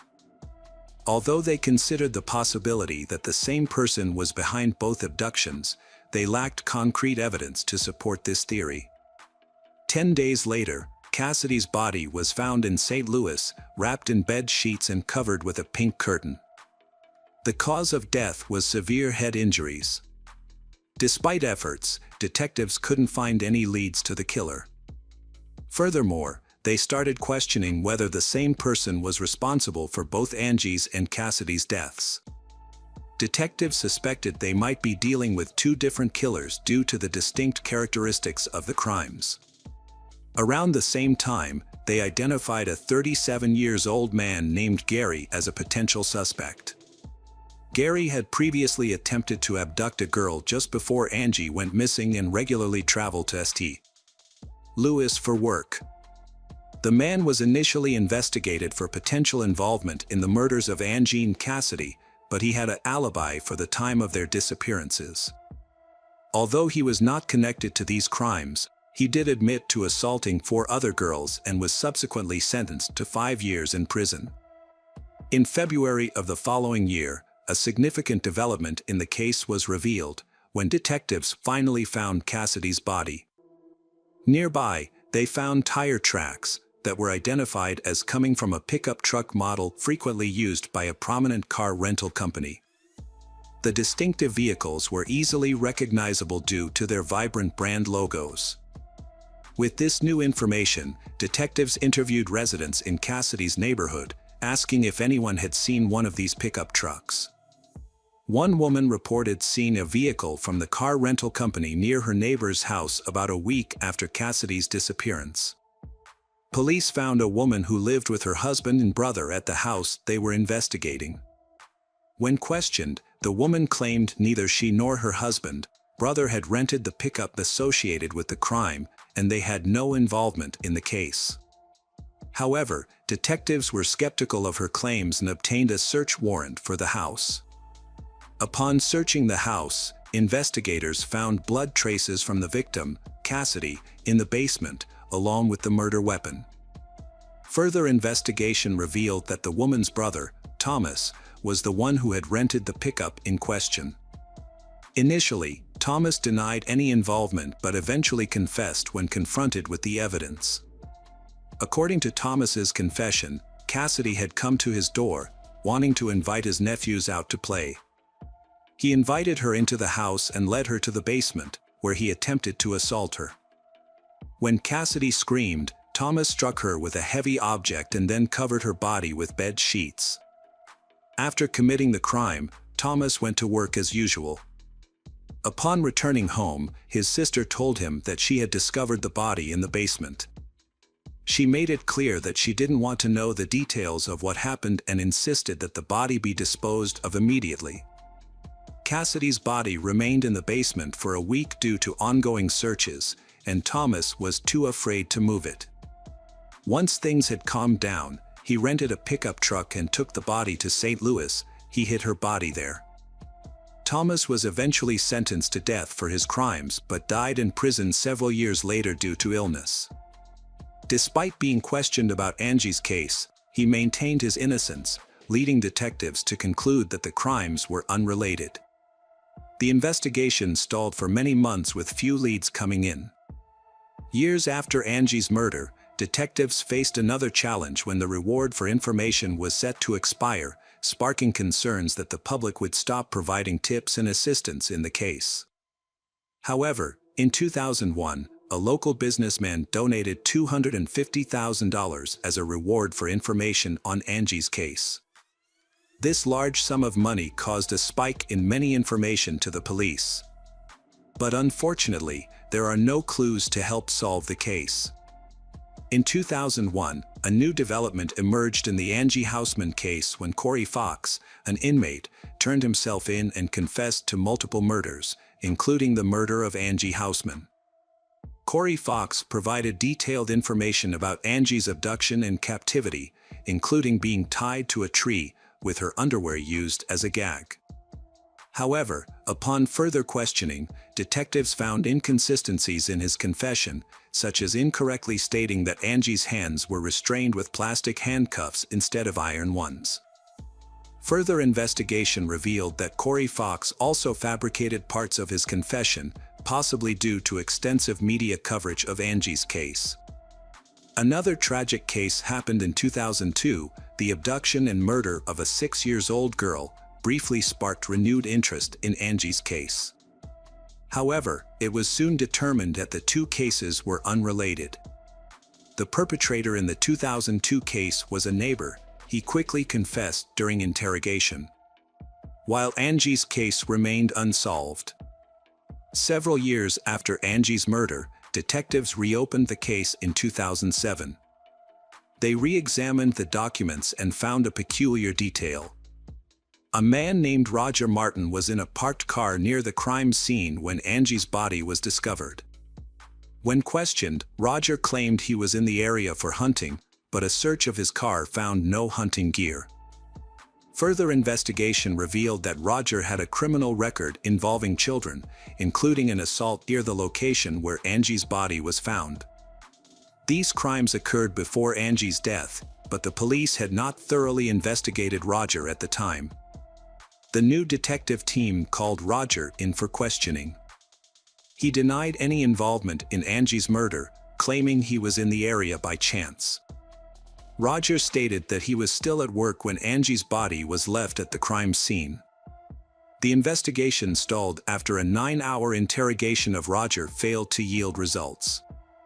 Although his fingerprints were taken and compared to those on the tape from Angie's head, no match was found, leading to his release due to insufficient evidence. The case remained stagnant until 2018 when the St. Louis Police Department established a dedicated task force to re-examine the evidence using advanced technology. The team focused on 3 crucial pieces of evidence: the handcuffs, the tape from Angie's head, and the underwear used to silence her. Despite previous failed attempts to find the perpetrator's DNA on these items, the detectives were determined to try again.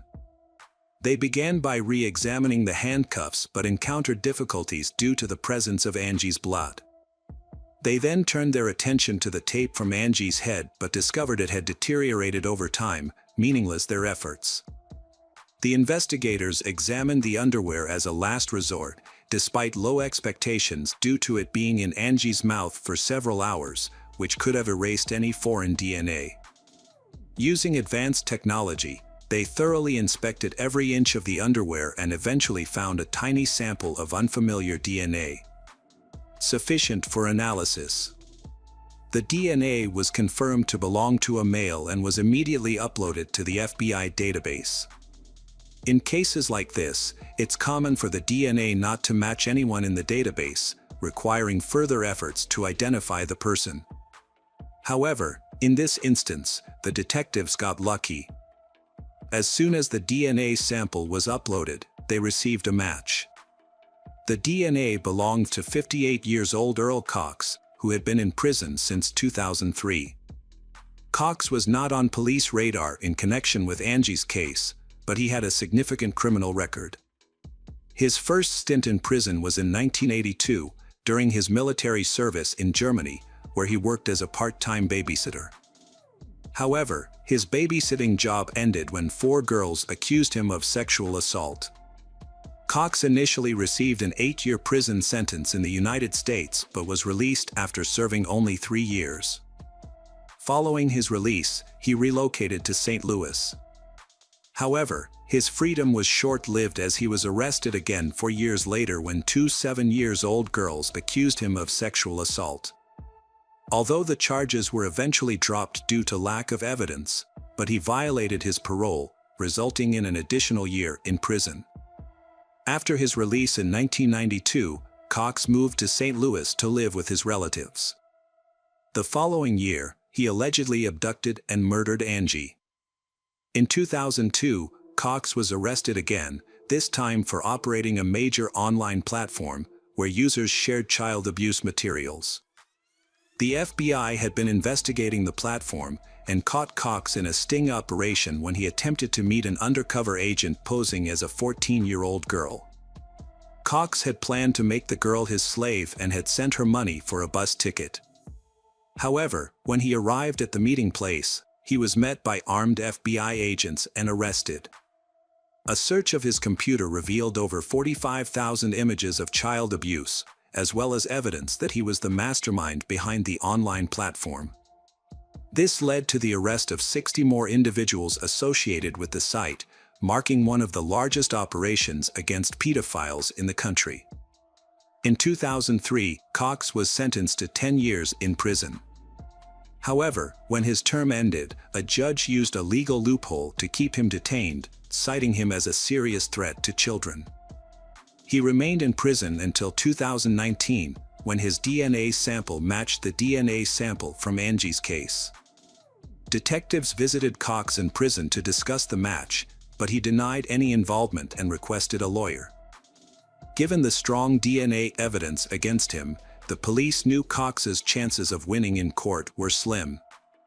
Instead of pursuing a trial, investigators contacted Earl's lawyer with a proposal. In exchange for Cox's confession to Angie's murder, the prosecution would drop the death penalty and seek a life sentence instead. Aware of the strong evidence against him, Cox agreed to the deal. Detectives returned to the prison to hear Cox's account of the events. Although some parts of his story seemed unlikely, the crucial aspect for investigators was his admission to the murder. Cox claimed that on November 18, 1993, he was driving near his mother's and sister's neighborhood when his car broke down in the middle of the road. When he tried to examine the car, a school bus stopped, and several children got off.